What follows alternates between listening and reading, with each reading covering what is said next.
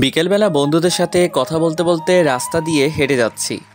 হাসি মজা করতে করতে যাচ্ছি, হঠাৎ কোথা থেকে একটা মেয়ে আসলো। মেয়েটা পিচ্চি, হয়তো ক্লাস 5 বা 6 পড়ে। আমাদের সামনে এসে আমাকে বলতে লাগলো, এই যে ভাইয়া, আমার একটা উপকার করবেন। বলো পিচ্চি আপি। আমি মোটেও পিচ্ছি না, আমি ক্লাস 6 পড়ি। ও সরি, পিচ্চি বলো। আমি আমার বিড়ালটা হারিয়ে ফেলেছি, একটু খুঁজে দেবেন? কি? ভাইয়া প্লিজ, আমি আমার টমকে খুব ভালোবাসি। টমকে? টম হলো আমার বিড়ালের নাম, গাধা একটা। লে হালুয়া, আমি কেমনে জানবো তোমার টমটমের কথা? দেখুন ভাইয়া, আমার টমকে টম টম বলবেন না। আচ্ছা তুমি কি পাগল? আপনাকে আমি। এই বলে আমার হাতে কামড় দিয়ে দৌড়ে চলে গেল। এসব আমার বন্ধুরা দেখে হাসতে লাগলো। আমি ব্যথায় মা গো বাবা গো বলে চিল্লাচ্ছি, আর হারামি বন্ধুরা দাঁত কেলিয়ে হাসছে। তখন জিহাদ বলল, দোষ, কামড়টা কেমন লাগলো? আরে শালা মজা নিস, এদিকে আমি ব্যথায় মরছি। তোর কপাল এটাই ছিল। কি সুন্দর করে কামড় দিল। মেয়েটা এমন কেন করলো রে? তুমি চান্দু মেয়েটাকে পাগল বলবা, আর মেয়েটা তোমায় চুমু দিবে? চুমু দিলে না করি না, আমার মন অনেক বড়, সেখানে সবার জায়গা হবে। সবাইকে বোনের নজরে দেখবি। দেখলি না মেয়েটা তোকে কি সুন্দর করে ভাইয়া ডাকলো। ভাইয়া থেকে জামাই হব, তোদের কথা দিলাম। তার মানে আমাদের লেখক প্রেমে পড়েছে, এটাও সম্ভব? না মানে হাত ব্যথা করছে, চল। কথা এড়িয়ে যাচ্ছিস কেন? তুই ব্যথায় মরে যাওয়ার আগে স্বীকার কর। ঠিক, স্বীকার কর, না হলে ছাড়ছি না। আরে ধুর, রাগ দেখিয়ে লাভ নাই চান্দু। প্রেমে পড়ছি, এবার ছেড়ে দে। এরপর হাত ধরে বাসায় চলে যেতে লাগলাম। এবার আমার পরিচয়টা দেই, আমি শাহরিয়ার রহমান, এবার এসএসসি দিব। বাবা মার তৃতীয় সন্তান, আমি ছোট, আমার বড় ভাই আর আপু আছে, বাবা আইনজীবী, মা গৃহিণী। আমি বাসায় গিয়ে কলিং বেল দিলাম, একটু পর ভাবি এসে দরজা খুলে দিল। ভাবি, খুব খিদে পেয়েছে। সোফায় বস, চা আর বিস্কুট দিচ্ছি। আচ্ছা ঠিক আছে মা, কই? রুমে আছে হয়তো। এরপর ভাবি চলে গেল, আমি সোফায় বসে ফোন টিপছি। একটু পর ভাবি চা বিস্কুট নিয়ে আসলো, আমি চা খাচ্ছি আর ভাবির সাথে গল্প করছি। তখন ভাবি বলল, শাহরিয়ার আমাকে নিয়ে আমাদের বাসায় যাবে? কেন ভাইয়া? তোমার ভাই তো ভাই, আর তার কোনো সময় নেই, তাই বললো তোমাকে নিয়ে যেতে। ও আচ্ছা, কবে যাবে? কালকে যাব। আচ্ছা তাহলে আমি কালকে স্কুল শেষে নিয়ে যাব। আচ্ছা এখন গিয়ে পড়তে বসো কেমন? এরপর আমি আরও কিছুক্ষণ গল্প করে রুমে গিয়ে পড়তে বসলাম। কিন্তু আমার একটা অভ্যাস, পড়তে বসলে ফোন টিপি, তাই দুইটাই করতে লাগলাম। একটু পর আপু আসলো, আপু এসে ঝাড়ি দিয়ে বলল, কিরে পড়তে বসে ফোন টিপিস কেন? আমার মনে রং লাগছে এই জন্য। চুপচাপ পড়তে বস। তুই প্রেম কর, যা। থাপ্পড় দিব একটা, সে তোর দুলাভাই হয়। হইছে, যা তো, বিরক্ত করিস না। এরপর চলে গেল। আমিও মোটামুটি কালকের পড়া শেষ করে রাতের খাবার খেতে গেলাম। খাবার খেয়ে রুমে এসে ফোনটা চার্জে দিয়ে শুয়ে পড়লাম। আর তখনই মনে হলো রাস্তায় দেখা সেই পিচ্চি মেয়েটার কথা। আমি মেয়েটার কথা ভাবছি আর একা একা হাসছি। সত্যি মেয়েটা অনেক সুন্দর। এই পিচ্চি মেয়েটা যদি আমার বউ হতো কত ভালো হতো। আচ্ছা, তার নামটা জানা হলো না, কি করা যায়? কালকে কি মেয়েটা সেখানে আসবে? আর আসবে কেন? মেয়েটা তো পিচ্চি। উফ, যদি দেখা হতো মন ভরে দেখতাম। এসব ভাবতে ভাবতে কখন যে ঘুমিয়ে পড়লাম মনে নেই। সকালবেলা ঘুম ভাঙলো বাবার নীতি কথা শুনে। প্রতিদিন আমার ঘুম ভাঙে নীতি কথা শুনে। শালা এমন বাবা থাকলে জীবনটা শেষ। সকাল সকাল কি সুন্দর একটা স্বপ্ন দেখছিলাম, সব শেষ করে বাবা আবার বলতে লাগলো, ভালো ছাত্র কখনো 9টায় ঘুম থেকে উঠে? আব্বা চুপ করো তো। তোর ক্লাসমেটটা সারাদিন পড়াশোনা করে আর তুই বনজামি করিস। উফ কি জ্বালা, চুপ করো তো। স্কুলে কি আমি যাব? হ্যাঁ তুমি যাও, ভালো হবে। চুপ, ওঠ। বাবার ঝাড়ি খেয়ে ফ্রেশ হতে চলে গেলাম। ফ্রেশ হয়ে স্কুলের জন্য রেডি হয়ে নিলাম। তারপর গেলাম খাবার খাওয়ার জন্য। খাবার খেয়ে মার কাছ থেকে টাকা নিয়ে সাইকেল চালিয়ে স্কুলে চলে আসলাম। স্কুলে এসে সাইকেল রেখে ক্লাসে গেলাম। ক্লাসে গিয়ে দেখি জিহাদ মেয়েদের সাথে কথা বলছে। আমাকে দেখে আমার কাছে আসলো আর বলল, দোস্ত, আমাকে ওরা একা পেয়ে চর দিছে। কি বলিস, তাই নাকি? রে। ওকে দাঁড়া দেখছি। এরপর আমি ব্যাগ রেখে তাদের কাছে গেলাম। আমি গিয়ে বললাম, কি হলো, জিহাদকে মারছো কেন? তাহলে আমাদের সাথে ফাজলামো করে কেন? কি করছে? আমাদের ব্যাগ দিয়ে বেঞ্চ পরিষ্কার করছে। তাই নাকি? এটা তো একটা ভালো কাজ। এই বলে আমিও তাদের ব্যাগ নিয়ে আমার জায়গা মুছে ব্যাগটা আবার তাদের কাছে ফিরিয়ে দিলাম। তারপর জিহাদকে বললাম, ব্যাগ যদি বাঁচাতে চাস তাহলে ব্যাগ নিয়ে ক্লাস থেকে চলে আয়। আমি হাসতে হাসতে চলে আসলাম বাহিরে, আর তখন দেখি শান্ত আসছে। শান্ত আমাদের দেখে বলল, কিরে কি হয়েছে? আমি সবটা বললাম। সব শুনে শান্ত হাসতে লাগলো, আর জিহাদ বলল, দোস্ত আজকে কাজটা ঠিক হয়েছে। চল ক্লাসে যাই, সময় হয়ে গেছে। চল। এরপর আমরা ক্লাসে চলে আসলাম। ক্লাসে এসে ক্লাস করতে লাগলাম। সবগুলো ক্লাস করে বের হলাম। বের হয়ে তিনজন রাস্তার এক পাশ দিয়ে সাইকেল চালিয়ে যাচ্ছি। হঠাৎ দেখতে পেলাম কালকের মেয়েটিকে। মেয়েটি হেঁটে হেঁটে বাসার দিকে যাচ্ছে হয়তো। আমি মেয়েটির কাছে গিয়ে সাইকেল ব্রেক করলাম, আর মেয়েটি বলল, আপনি কালকের ভাইয়াটা না? কোথায় যাচ্ছ? বাসার দিকে যাচ্ছি, দেখতে পাচ্ছেন না? না, আমি তো কানা। এটাই ঠিক, আপনি কানা। চলো তোমাকে এগিয়ে দেই। না লাগবে না, আপনি যান। আরে চলো তো। মেয়েটিকে এক প্রকার জোর করে সাইকেলে তুললাম। তারপর মেয়েটির সাথে কথা বলতে বলতে সাইকেল চালাতে লাগলাম। আচ্ছা, তোমাকে তো এই এলাকায় আগে দেখিনি। আমার বাবা এই জায়গায় বদলি হয়েছে তাই। ও, তোমার নাম কি? আমার নাম নুসরাত জাহান ঐশী। আপনার? মাশাআল্লাহ, খুব সুন্দর নাম, শাহরিয়া রহমান। আমাকে এখানে নামিয়ে দেন। আমি ঐশীকে নামিয়ে দিলাম আর বললাম, কালকে একই জায়গায় অপেক্ষায় থাকবো, আর বিকালে বের হব। আচ্ছা ঠিক আছে, আমি ছাদে আসবো। আল্লাহ হাফেজ। আল্লাহ হাফেজ। এরপর বিদায় দিয়ে মেয়েটা চলে গেল। আমি ঐশীর যাওয়ার দিকে চেয়ে আছি। হঠাৎ আমাকে শান্ত ধাক্কা দিয়ে বলল, এই যে লেখক চলে গেছে, এবার বাসার দিকে যাওয়া যাক। চলো। এরপর আমি বাসার দিকে যেতে লাগলাম, আর যেতে যেতে জিহাদ বলল, এত তাড়াতাড়ি সবকিছু কেমনে সম্ভব? আর এসব বাদ দে। কেন বাদ দিবে কেন? তুই প্রেম করবি, আমরা কি করবো? তোরা বসে বসে দেখবি। আগে আমাদের সেটিংটা করিয়ে দে, না হলে তোর প্রেমে ভেজাল লাগামু। দিবনি। জিহাদ, তোর জন্য ক্লাসের ওই বজ্জাত মেয়ে লাবিবা ঠিক আছে? ঠিক আছে। ওর সাথে রিলেশন করলে দিনে কয়টা যে চর খামু হিসাব নাই। এটাই আমি চাচ্ছি। এসব কথা বলতে বলতে বাসায় চলে আসলাম। বাসায় এসে ফ্রেশ হয়ে নিলাম। ফ্রেশ হয়ে খাবার খেয়ে রেডি হলাম। ভাবিকে তার বাবার বাসায় দিয়ে আসার জন্য আমি রেডি হয়ে রুম থেকে বের হলাম। ও মা, সোফায় তাকিয়ে দেখি ভাবি ব্যাগ নিয়ে বসে আছে। আমি অবাক হলাম, কারণ ভাবির রেডি হওয়া এত তাড়াতাড়ি কেমনে? হয়তো বাবার বাসা অনেকদিন পর যাবে, তাই হয়তো। এসব ভেবে ভাবির কাছে গেলাম। ভাবির কাছে যেতেই আমার হাতে বাইকের চাবি দিয়ে বলল, বাইক বের করো। তারপর মাকে বললাম, টাকা দাও। টাকা লাগবে না, তোর বাবার কাছে দিয়েছি। আরে আমাকে দাও। দরকার নাই। লে বাবা, বেড়াতে যাচ্ছি টাকা ছাড়া। তোর বাবার কাছে দিয়েছি। আরে শাড়িয়ার চলো তো। কিন্তু কথাটা শেষ করতে পারলাম না। ভাবি টেনে বাহিরে নিয়ে আসলো। আমি এরপর বাইক বের করলাম। তারপর ভাবির সামনে গেলাম। ভাবি উঠে বসলো, আর উঠে আমার কাঁধে হাত রাখলো। আমি ভাবিকে নিজের বোনের মতো মনে করি। তারপর বাইক চালাতে লাগলাম। উদ্দেশ্য ভাবির বাসা। বাইক চালাচ্ছি, হঠাৎ করে বাইকের তেল শেষ হয়ে গেল। তারপর আর কি, বাইক কিছু দূর হাঁটিয়ে তেল ভরলাম, তবে টাকা ভাবি দিয়েছে। তারপর আবার চলতে শুরু করলাম। ভাবির বাসায় যেতে প্রায় বিকাল হয়ে গেল। তারপর গিয়ে আন্টি আঙ্কেলকে সালাম দিয়ে ভিতরে গেলাম। ভাবির একটা ছোট ভাই আছে আমার বয়সী, তার নাম আবির। গিয়ে দেখি শুয়ে শুয়ে ও ফোন টিপছে। আমাকে দেখেই বলল, কিরে কি খবর? আলহামদুলিল্লাহ ভালো, তোর? চলছে কোনো মতে। তা প্রেম কয়টা করিস? বেশি না, মাত্র 3টা। তুই আর ভালো হবি না? একটা মেয়ে যদি 4-5টা রিলেশন করতে পারে, আমি কেন পারবো না বল? কথায় যুক্তি আছে। এভাবে আবিরের সাথে আড্ডা দিতে লাগলাম। আড্ডা দিতে দিতে হঠাৎ মনে হলো আমার পিচ্চিটার কথা। আজকে বিকালে যাওয়ার কথা ছিল, কিন্তু দূর, মনে ছিল না। কি যে করি। আর আজকে বাসায় না গেলে কালকে স্কুল মিস হবে। স্কুল মিস হলে তো পিচ্চিটাকে দেখতে পারবো না। তাই আমি ভাবির কাছে চলে আসলাম, আর এসে ভাবিকে বললাম, ভাবি আমি চলে যাচ্ছি। আজকে যেতে হবে না, আজকে থাকবে, প্রায় সন্ধ্যা হয়ে এলো। আরে কালকে স্কুল আছে, আর না গেলে স্যার বকা দিবে। যেদিন স্কুল পলাশ তখন? মানে তবুও যেতে হবে। এরপর ভাবিকে বুঝিয়ে আন্টি আঙ্কেল থেকে বিদায় নিয়ে চলে আসলাম। একা একা বাইক চালাচ্ছি আর হেডফোন দিয়ে গান শুনছি। বাসায় আসতে আসতে প্রায় রাত 7টা বেজে গেল। আমি বাইক রেখে কলিং বেল দিলাম, আর একটু পর মা এসে দরজা খুলে দিল, আর আমাকে দেখে অবাক হয়ে বলল, কিরে চলে আসলি কেন? কালকে স্কুল আছে। বাহ, বেশ পরিবর্তন হয়েছিস। পরিবর্তন কি আর এমনি হয়েছি মা? বিড়বিড় করে কি বলছিস? কই কিছু না, আমি রুমে যাচ্ছি, চা দিয়ে যেও। এই বলে রুমে চলে আসলাম। রুমে এসে ফ্রেশ হয়ে পড়তে বসলাম। একটু পর মা চা নিয়ে আসলো, আর আমি বললাম, আচ্ছা মা, আপু কি সারাদিন কথা বলে দুলাভাইয়ের সাথে?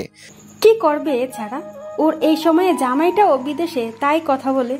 জামাই বিদেশে বলে সারাদিন কথা বলতে হয়। ও তুই বুঝবি না, পড়তে বস। এই বলে মা চলে গেল। ও আপনাদের বলা হয় নাই, আপুর বিয়ে হয়েছে 1 বছর, আর আপুর বিয়ের 6 মাস পর দুলাভাই বিদেশে চলে যায়, আর আপু এখন প্রেগনেন্ট, তাই এরকমটা বললাম।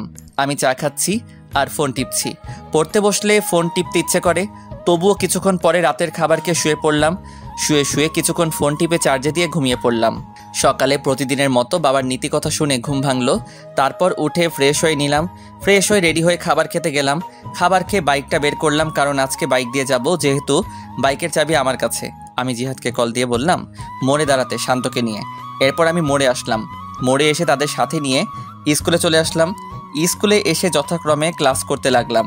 ক্লাস শেষ করে বের হলাম, আর আমি বললাম দোস্ত তোরা হেঁটে আয়, আমি তোর ভাবিকে বাসায় দিয়ে আসি। আচ্ছা, কিন্তু জিহাদ কই? আমি দূরে তাকিয়ে দেখি একটা মেয়ের সাথে কথা বলছে। আমি ডাক দিলাম। আমি ডাক দিতেই হেসে দিল। আমাদের বোঝার বাকি রইল না, জিহাদ পটানোর চেষ্টা করছে। আমি শান্তকে বললাম তুই জিহাদকে নিয়ে আয়, আমি যাচ্ছি। ঠিক আছে। এরপর আমি বিদায় দিয়ে চলে আসলাম ঐশীর স্কুলের সামনে। এসে দেখি ঐশী স্কুলের সামনের দোকান থেকে ফুচকা খাচ্ছে। আমি দূর থেকে ফুচকা খাওয়া দেখছি আর একা একা হাসছি। হঠাৎ 2টা ছেলে এসে প্লেট নিল আর ঐশীর হাত ধরতে লাগলো। আমি এটা দেখে বাইক নিয়ে ঐশীর সামনে গেলাম আর বললাম উঠো। ঐশী আমাকে দেখে হাসি দিল, তারপর উঠে বসলো। আমি ফুচকার টাকা দিয়ে চলে আসলাম। ছেলেগুলো আর কিছু বলল না। আমি একটা পার্কে নিয়ে আসলাম আর এসে একটা জায়গায় বসলাম। আর তখন ঐশী বলল কালকে বিকেলে আসেননি কেন? আসলে ভাবিকে নিয়ে তার বাবার বাসায় গিয়েছিলাম। ও আচ্ছা, আমাকে বাসার সামনে নামিয়ে দিয়ে আসেন, দেরি হলে মা বকা দিবে। আচ্ছা, কিছু খাবে? না খাবো না, জানেন মা আমাকে বাসায় একটুও সময় দেয় না, বাবাও না, আমি একা। কেন, আমি আছি তো। আজকে আমি খুব ভয় পেয়েছিলাম। আমি থাকতে তোমার কিছু হবে না, ছায়া হয়ে পাশে থাকবো। আমার বন্ধু হবেন? কি মনে হয়? বন্ধু তাহলে। বাসায় তোমার আম্মু কি করে? সারাদিন ফোনে মিটিং নিয়ে থাকে আর আমাকে একটু একটু বকা দেয়। ও চিন্তা করো না, তোমার ফোন আছে। আমার সময় কাটানোর জন্য বাবা আমাকে গেমস খেলার জন্য কিনে দিয়েছে। তোমার নাম্বারটা দিবা? নাম্বার তো মুখস্থ নাই। তাহলে আমারটা নাও। এই বলে আমি ব্যাগ থেকে কাগজ বের করে নাম্বারটা লিখে দিলাম। এরপর ঐশীকে নিয়ে তার বাসার সামনে নামিয়ে দিলাম। নামিয়ে দিয়ে বিদায় দিয়ে চলে আসলাম। আর আসার সময় বললাম কল দিতে। এরপর আমি জিহাদ আর শান্তর কাছে চলে আসলাম। আমি কিছু দূর আসতেই দেখি শান্ত আর জিহাদ হেঁটে হেঁটে এদিকে আসছে। আমি গিয়ে তাদের সামনে ব্রেক করলাম আর উঠতে বললাম। এরপর ওদের নিয়ে ঘুরতে লাগলাম। কিছুক্ষণ ঘুরে ওদের বাসায় নামিয়ে দিয়ে আমি আমার বাসায় চলে আসলাম। বাসায় এসে ফ্রেশ হয়ে খাবার খেয়ে বিছানায় শুয়ে পড়লাম। আর তখনই আমার ফোনে একটা কল আসলো। আমি ফোনটা বের করে দেখি অচেনা নাম্বার। আমি ফোন রিসিভ করলাম। ওপাশ থেকে বলল আমি ঐশী। ও তুমি? এতক্ষণ তোমার কথাই মনে করছিলাম। কেন? আমাকে তুমি করে না বললে কল কেটে দিব। আচ্ছা তুমি করে বলবো। গুড। খেয়েছো? তুমি? জানো মা যেন কার সাথে কথা বলে। কার সাথে বলে তুমি জিজ্ঞেস করো নাই? করেছি, মা আমাকে বকা দিছে। থাক আর জিজ্ঞেস করো না, তোমার সবকিছু আমাকে বলবা। আচ্ছা তুমি কিন্তু আমি ছাড়ার কারোর সাথে কথা বলবে না। আচ্ছা বলবো না। এখন একটু ঘুমাও। এখন ঘুমালে বিকালে উঠতে পারবো না। তাহলে? আমার সাথে কথা বলতে হবে। এই টাকা নেই তো। আমার এই নাম্বারে ইমো খোলা, কল দাও। আচ্ছা দিচ্ছি। এরপর ঐশী আমার ইমোতে কল দিল আর আমি কথা বলতে লাগলাম। বিকাল পর্যন্ত কথা বললাম। মেয়েটা এত কথা বলতে পারে। এরপর বিকালে বের হলাম আর ফোন দিয়ে জিহাদ আর শান্তকে আসতে বললাম। আমি বের হলাম সাইকেল নিয়ে। তারপর জিহাদ আর শান্তকে নিয়ে ওদের বাসার সামনে আসলাম। আমি এসে কল দিলাম আর বললাম সাদে আসতে। একটু পর সাদে এসে কল দিল। আমি দূর থেকে দেখছি আর কথা বলছি। এভাবে চলে 1টা বছর। আমি এসএসসি দিলাম আর মোটামুটি ভালো রেজাল্ট করলাম। আর এখন ঐশী এখন আমাকে ছাড়া কিছু বোঝে না, কিন্তু এখনও পর্যন্ত ভালোবাসি কথা বললো না। আমি নতুন কলেজে ভর্তি হলাম, 3জন একই কলেজে ভর্তি হলাম। আর আপুর একটা ছেলে হয়েছে আর ভাবিও প্রেগনেন্ট। এইভাবে চলছিল দিনকাল। একদিন আমি ফোন রেখে কলেজে চলে গিয়েছিলাম আর সবার সাথে আড্ডা দিয়ে বিকালবেলা বাসায় ফিরলাম। বাসায় ফিরে ফোন হাতে নিয়ে দেখি 78টা মিস কল। আমি সাথে সাথে কল দিলাম আর কল দিতেই কল ধরলো। ওপাশ থেকে কান্নার আওয়াজ আসছে। আমি বুঝতে পারলাম আমার পিচিটা কান্না করছে। এই তুমি আজকে স্কুলে আসলে না কেন? তোকে আমি সকালে কল দিয়েছি, ধরিস নাই কেন? আসলে ফোন রেখে কলেজে গিয়েছিলাম তাই। তোর উপর রাগ করে স্কুলে যাইনি। সরি, এই কানে ধরছি, আর হবে না। কিন্তু ঐশী কান্না করছেই, এবারের মতো ক্ষমা করো। আজকে আমার জন্মদিন, তাই আজকে আসবা তুমি। আচ্ছা ঠিক আছে। তোমার বন্ধুদের নিয়ে আসবে। এবার হাসো। হয়েছে, পাম দিতে হবে না। পাগলি একটা। এরপর তার সাথে কথা বলা শেষ করে বিকালবেলা বের হলাম। তারপর জিহাদ আর শান্তকে আসতে বললাম আর ওদের নিয়ে মার্কেটে আসলাম। মার্কেটে এসে একটা উপহার কিনলাম, কিনে বের হলাম। তারপর বাইক নিয়ে চলে আসলাম। আমরা বাইক পার্ক করে ভিতরে গেলাম, গিয়ে দেখি ঐশী তার বান্ধবীদের সাথে কথা বলছে। আমাদের আসতে দেখে আমাদের কাছে আসলো আর এসে বলতে লাগলো, এত দেরি হলো কেন? আসলে রাস্তায় অনেক জ্যাম। হয়েছে, আর বলতে হবে না, চলো ভেতরে যাই। চলো। এরপর আমরা ভিতরে গেলাম। ঐশী তার মা বাবার সাথে পরিচয় করিয়ে দিল, কিন্তু আমি ওর মায়ের সাথে কথা বলে তেমন ভালো মানুষ মনে হলো না, একটু অহংকারী। ওর বাবা অনেক ভালো মানুষ, আমাদের সাথে বেশ আড্ডা দিতে লাগলো। এইভাবে চলে গেল বেশ কিছুক্ষণ। তারপর কেক কাটা হলো। কেক কাটার পর ঐশী সবাইকে কেক খাইয়ে দিল। যখন আমার কাছে আসলো তখন কানের কাছে এসে বলল, এখন কেক খান, পরে আপনার কপালে মায়ের আছে, সকালেরটা ভুলিনি। না মানে। এরপর ঐশী আমাকে কেক খাইয়ে দিল, তারপর চলে গেল। তারপর আমরা খাওয়া দাওয়া করলাম, সবাই চলে যেতে লাগলো বিদায় দিয়ে। তাই আমরাও চলে যাওয়ার জন্য আঙ্কেলের কাছ থেকে বিদায় দিলাম। বিদায় দিয়ে ঐশীর কাছে আসলাম। ঐশীর কাছে এসে বললাম, যাচ্ছি তাহলে। তখন আমাকে একটা নীরব জায়গায় টেনে নিয়ে আসলো আর এসে আমাকে কিল ঘুষি মারতে লাগলো। আমি এসব কাণ্ড দেখে একা একা হাসছি। আর কোনো দিন যদি দেখি আমার সাথে এমন করতে। আর করব না, এবার খুশি? খুশি, সাবধানে যেও। এরপর বিদায় দিয়ে চলে আসলাম। আমি জিহাদ আর শান্তকে তাদের বাসায় নামিয়ে দিয়ে আমি আমার বাসায় চলে আসলাম। বাসায় এসে ফ্রেশ হয়ে পড়তে বসলাম। পড়ছি তখনই ঐশী কল দিল। আমি ফোনটা রিসিভ করলাম। আসসালামু আলাইকুম। ওয়ালাইকুম আসসালাম। কি করো? এই তো পড়ছি, তুমি? আমিও পড়তে বসলাম। শোনো না। বলো। আমি না একজনকে ভালোবাসি। সাথে সাথে মনটা খারাপ হয়ে গেল, হাসি মুখটা মলিন হয়ে গেল। তখন আমি বললাম, ও ভালো তো। তুমি কালকে ওই জায়গায় আসবে? কলেজ শেষ করে সময় পেলে আসবো। আসতে হবে। আর শাড়িটা কিন্তু খুব সুন্দর হয়েছে। ধন্যবাদ। কালকে স্কুলে যাব না, বুঝলে? আচ্ছা ঠিক আছে। এরপর আরও কিছু কথা বলে ফোনটা রেখে দিলাম আর বলতে লাগলাম, আমি যে তোমায় বড্ড বেশি ভালোবাসি, কেন বুঝতে পারো না? আমার চোখের সামনে অন্য কারো হাত ধরে বলবে এটা আমার ভালোবাসার মানুষ। কালকে এই দৃশ্য আমার জন্য অপেক্ষা করছে না, আমি পারবো না তোমায় ছাড়া থাকতে। এই বলে নিজের হাত কেটে ফেললাম। নিজের হাত থেকে যতটা না ব্যথা অনুভব হচ্ছে তার চেয়ে বেশি কষ্ট হয়েছিল। মনে হচ্ছিল এখনই যদি মারা যেতাম হয়তো সব কিছু ঠিক হতো, এটাই ভালো হতো। হঠাৎ মনে হলো কেউ আসছে আমার রুমে। আমি তাড়াতাড়ি করে রুম থেকে ব্যান্ডেজ নিয়ে ওয়াশরুমে চলে গেলাম। ওয়াশরুমে গিয়ে ব্যান্ডেজ করে বের হলাম। বের হতেই আমাকে মা বলতে লাগলো, কি রে, তোর হাতে কি হয়েছে? আসলে পড়ে গেছিলাম তো তাই। দেখে চলবি না, কি যে করিস।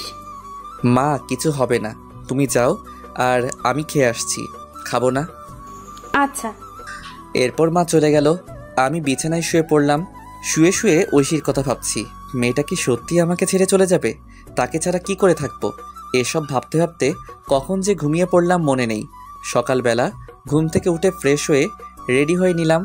তারপর অল্প খাবার খেয়ে কলেজে চলে আসলাম। আসলে সব কিছু করছি আগের মতো, কিন্তু ওই যে মন ভালো না থাকলে কিছু ভালো লাগে না। কলেজে গিয়ে চুপচাপ বসে আছি আর সবার সাথে হাসি মুখে কথা বলছি।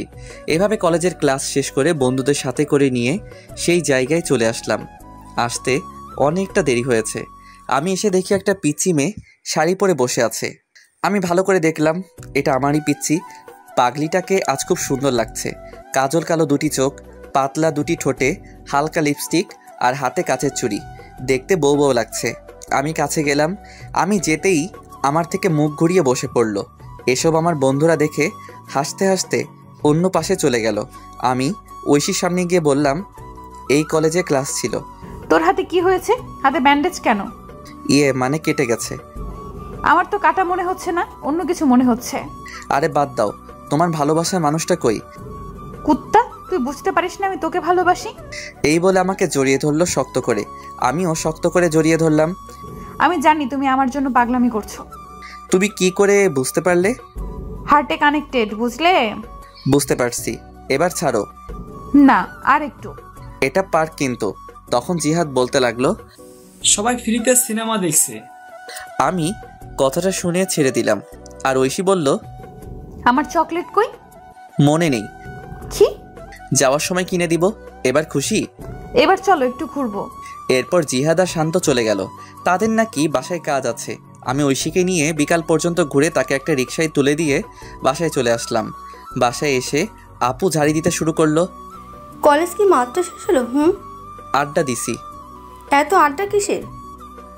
আমি কোনো কথা না বলে রুমে গিয়ে ফ্রেশ হয়ে নিলাম। তারপর মাকে বললাম খাবার দিতে। এরপর আমি খাবার খেয়ে ছাদে এসে ঐশীকে কল দিলাম। কল হতেই কল ধরলো। আমি ঐশীর সাথে কথা বলতে লাগলাম। এইভাবে চলছিল আমাদের দুষ্টু মিষ্টি ভালোবাসা। 2 বছর পর আমি ইন্টার পরীক্ষা দিয়ে বেকার বসে আছি, আর ওদিকে ঐশী এবার ক্লাস 9-এ উঠেছে। তাই সারাদিন ঐশীর সাথে কথা বলি। একদিন রাতে ঘুমিয়ে আছি, হঠাৎ আমার ফোনে কল আসলো। আমি ফোনটা হাতে নিয়ে দেখি ঐশী ফোন দিয়েছে। আমি ঘুম ঘুম চোখে রিসিভ করলাম। রিসিভ করতেই ওপাশ থেকে কান্নার শব্দ ভেসে আসলো। আমি কান্নার শব্দ পেয়ে বিছানা থেকে উঠে বসলাম আর বলতে লাগলাম, এই কান্না করছো কেন? আমাকে বাঁচাও, আমার মা বাবা আমাকে মেরে ফেলবে। মানে কি বলো? তুমি এখন কোথায়? আমি এখন এই জায়গায় লুকিয়ে বসে আছি, বাবা মা আমাকে খুঁজছে। আমি এখনই আসছি। এই বলে আমি ফোন কেটে দিয়ে রেডি হয়ে সাইকেল নিয়ে চলে আসলাম। এসে সেই জায়গায় আসলাম, আর আমাকে দেখে ঐশী আমার সাইকেলে উঠে বসলো আর বলতে লাগলো, তাড়াতাড়ি চলো। আমি তাড়াতাড়ি সাইকেল চালাতে লাগলাম। তখন একবার পিছনে তাকিয়ে দেখি একটা গাড়ি জোরে আমাদের দিকে আসতে লাগলো। আর তখন ঐশী বলতে লাগলো, এই তারা এসে পড়লো, তাড়াতাড়ি যাও। আমি সাইকেল জোরে চালাতে লাগলাম আর সোজা স্টেশনে আসলাম। দেখি একটা ট্রেন ছেড়ে যাচ্ছে। আমি সাইকেল থেকে নেমে ঐশীকে নিয়ে চলন্ত ট্রেনে উঠে পড়লাম। আর তাকিয়ে দেখি ঐশীর বাবা মা গাড়ি থেকে নেমে বলতে লাগলো, দেখ মেয়েটা চলে গেল, এবার সবকিছু পুলিশকে না বললেই হয়। এদিকে আমি ট্রেনে উঠে হাঁপাতে লাগলাম আর ঐশীও হাঁপাতে লাগলো। আমি ট্রেনের ভিতরে গেলাম আর একটা ফাঁকা জায়গা দেখে ঐশীকে নিয়ে বসে পড়লাম। অনেকক্ষণ চুপ থাকার পর আমি বললাম, কি হয়েছে আমাকে সব বলো। শুরু তাহলে। বাবা মা রাতের বেলায় আলোচনা করছিল। আমি তোমার সাথে কথা বলে পানি খাওয়ার জন্য টেবিলে আসলাম। তারপর পানি খেয়ে যখন বাবা মায়ের রুমের সামনে দিয়ে যাচ্ছিলাম, তখন কিছু কথা কানে আসে। কথাগুলো এমন ছিল, ওরা নাকি আমার কাকা কাকি। আমার যখন 1 বছর ছিল তখন নাকি আমার বাবা মা মারা যায় অ্যাক্সিডেন্টে। আর আমার বাবার সব সম্পত্তি আমার নামে হওয়ায় আমার কাকা কাকি আমাকে লালন পালন করছে। আর কালকে নাকি আমাকে জোর করে দলিলে সাইন করাবে, আর সাইন না করলে মেরে ফেলতে পারে। পরে আমি এসব শুনে ফোন নিয়ে আর ব্যাগ গুছিয়ে লুকিয়ে বাইরে এসে তোমাকে কল দিলাম। ও আচ্ছা, কিন্তু আমি তো কিছু নিয়ে আসি নাই, আর এখন তো তোমাকে নিয়ে চিন্তা হচ্ছে। আমার বাসা থেকে 10,000 টাকা আর কিছু আমার অলংকার নিয়ে আসছি। তার মানে আমরা পালিয়ে যাচ্ছি? যেটা মনে করো। আচ্ছা, কি আর করার। তখনই একটা লোক এসে ট্রেনের টিকিট দেখতে চাইলো, কিন্তু আমাদের কাছে তো টিকিট নেই, তাই ভাড়া দিলাম আর সাথে জরিমানাও দিলাম। এরপর লোকটা আমাদের হাতে টিকিট দিয়ে চলে গেল আর বলে গেল কেউ আসলে এটা দেখাতে। আমিও বিদায় দিলাম।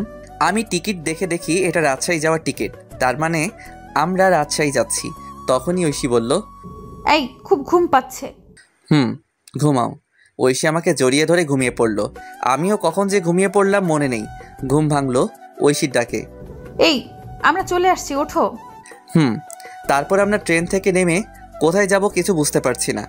আগে একটা বাসা ঠিক করা দরকার। তারপর স্টেশন থেকে বেরিয়ে এক পাশ দিয়ে হাঁটতে লাগলাম। হঠাৎ চোখ পড়লো একটা লিফলেটের উপর লেখা বাসা ভাড়া দেওয়া হবে। আমি লিফলেটের নিচে থাকা নাম্বারে কল দিলাম। কিছুক্ষণ কল হতেই কল ধরলো। আসসালামু আলাইকুম। ওয়ালাইকুম আসসালাম। জি, বাসা ভাড়ার জন্য ফোন দিলাম। ও, বিবাহিত ছাড়া ভাড়া দেওয়া হয় না? জি, আমরা বিবাহিত। তাহলে এখন তো সকাল 7টা বাজে, আপনি 10টায় আসেন আর সাথে করে বিয়ের কাবিননামা নিয়ে আসবেন। জি আচ্ছা, ধন্যবাদ আপনাকে। এরপর ফোন কেটে দিলাম। ফোন কেটে দিয়ে ঐশীকে বললাম বিয়ে করা লাগবে। চলো কাজী অফিসে। আরে সাক্ষী লাগবে না, টাকা দিলে সব হয়, চলো তো। এরপর একজনকে জিজ্ঞেস করে কাজী অফিসের দিকে যেতে লাগলাম। তারপর পৌঁছে গেলাম। গিয়ে দেখি আমাদের মতো আরও এক কাপল বিয়ে করার জন্য আসছে। আমাদের দেখে ওখানের ছেলে বলল, ভাই কি বিয়ে করবেন? ভাই কেন? আপনি আমার বিয়ের সাক্ষী হয়ে যান আর আমি আপনারটা। আচ্ছা। কাজীকে বুঝতে দেবেন না আমাদের মধ্যে পরিচয় নেই, না হলে বেশি টাকা চাইবে। ওকে। এরপর আমরা ভিতরে গেলাম। ভিতরে গিয়ে একে একে বিয়েটা সেরে ফেললাম। বিয়ে শেষ করে প্রমাণস্বরূপ ফোনে পিক তুলে নিলাম। তারপর বিদায় দিয়ে আমরা আমাদের মতো চলে আসলাম। আর তখন ঐশী বলল, এই খুব খিদে পেয়েছে। আমারও খুব খিদে পেয়েছে, চলো। আমরা একটা রেস্টুরেন্টে আসলাম আর সকালে নাস্তা করে সেই লোকের দেওয়া ঠিকানায় চলে আসলাম। আর এসে লোকটাকে আবার কল দিলাম, আঙ্কেল আমি আপনার বাসার সামনে দাঁড়িয়ে আছি। আচ্ছা দাঁড়াও, আসছি। একটু পর একটা লোক আসলো। চলো তোমাদের রুমটা দেখাই। এরপর লোকটা আমাদের রুম দেখাতে লাগলো আর বলল, ভাড়া 3000 টাকা সব মিলিয়ে। ও আচ্ছা, তা আঙ্কেল আমরা আজকে উঠবো? আচ্ছা সমস্যা নেই। আমি আঙ্কেলকে 2000 টাকা দিয়ে দিলাম। উনি বেশ খুশি হলো। তারপর আমার হাতে চাবি দিয়ে চলে গেল। আমি আর ঐশী মিলে রুমটা পরিষ্কার করতে লাগলাম। আর ঐশী বলল, এই তুমি বাজারে যাও আর এই জিনিসগুলো নিয়ে আসো। টাকা কত আছে? আছে 5000 টাকা। এগুলোতে হবে?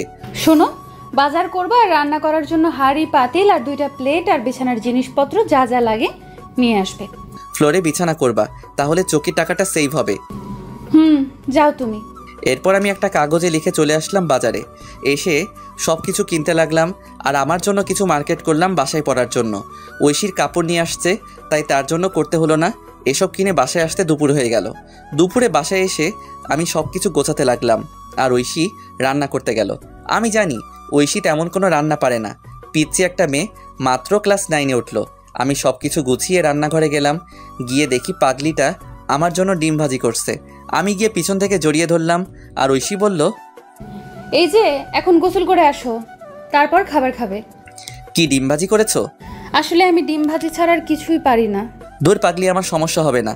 তারপর গোসল করতে গেলাম। গোসল শেষ করে বের হয়ে দেখি পাগলিটা আমার জন্য খাবার নিয়ে বসে আছে। আমিও গিয়ে বসে পড়লাম। খাইয়ে দাও। তুমি পিচ্ছি যে খাইয়ে দেব? আমি পিচ্ছি, আমাকে খাইয়ে দাও। ও তাই? এরপর আমি ঐশীকে খাইয়ে দিতে লাগলাম। ঐশীও আমাকে খাইয়ে দিতে লাগলো। খাওয়া দাওয়া শেষ করে বিছানায় শুয়ে পড়লাম।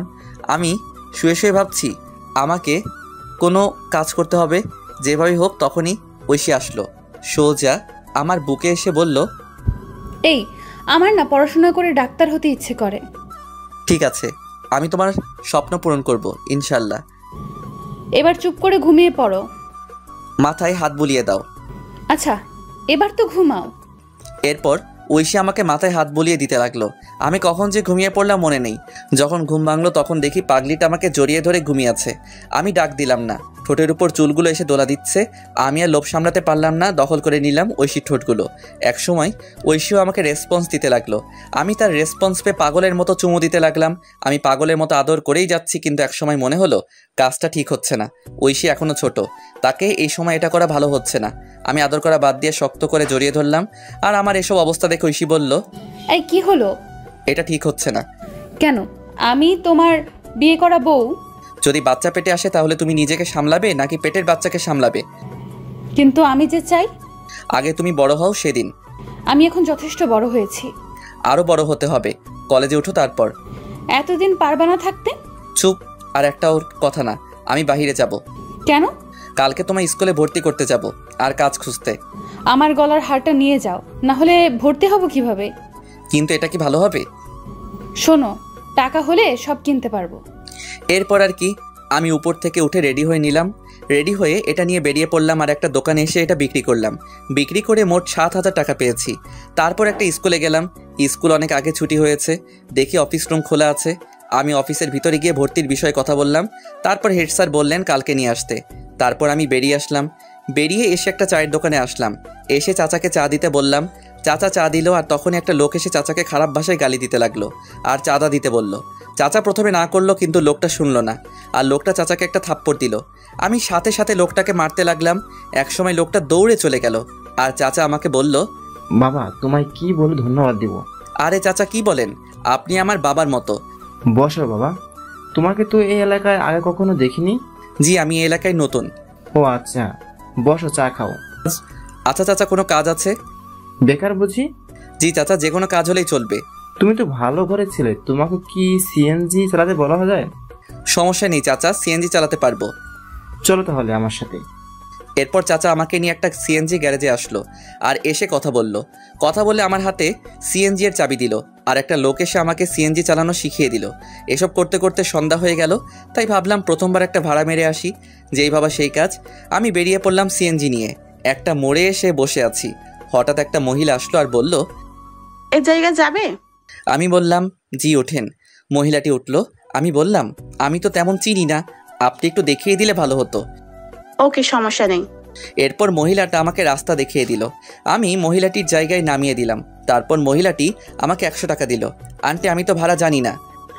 আরে ভাড়া 80 টাকা, আর তুমি 100 টাকা রেখে দাও। না আন্টি, আমার কাছে 20 টাকা আছে, নিন। এই বলে আমি 20 টাকা দিয়ে চলে আসলাম। এভাবে রাত 10টা পর্যন্ত ভাড়া মারলাম। মোট 400 টাকা ভাড়া মারলাম। তারপর সিএনজি জমা দিলাম আর 150 টাকা সিএনজির মালিককে দিয়ে আমি বাসায় চলে আসলাম। বাসায় আসার আগে কিছু চকলেট নিলাম।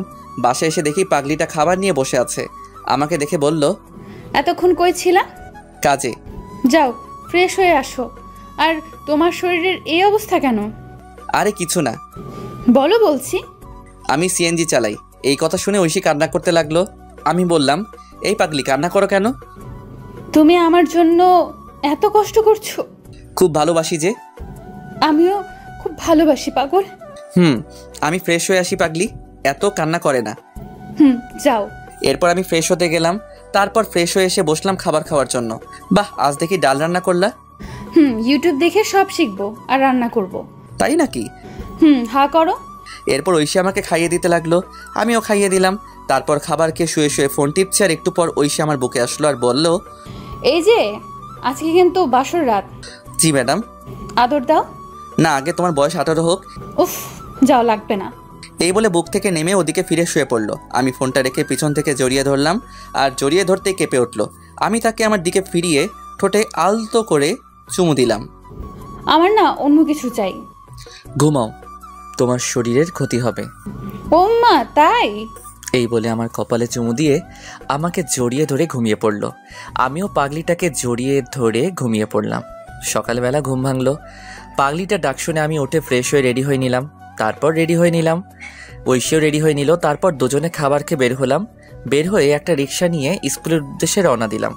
কিছুক্ষণ পর স্কুলে পৌঁছে গেলাম। তারপর স্কুলে ঐশীকে ভর্তি করে দিলাম। ঐশীকে স্কুলে ভর্তি করে বিদায় দিয়ে চলে আসলাম। আর আসার সময় বলে আসলাম আমি নিতে আসবো। তারপর আমি এসে সিএনজি নিয়ে বের হলাম।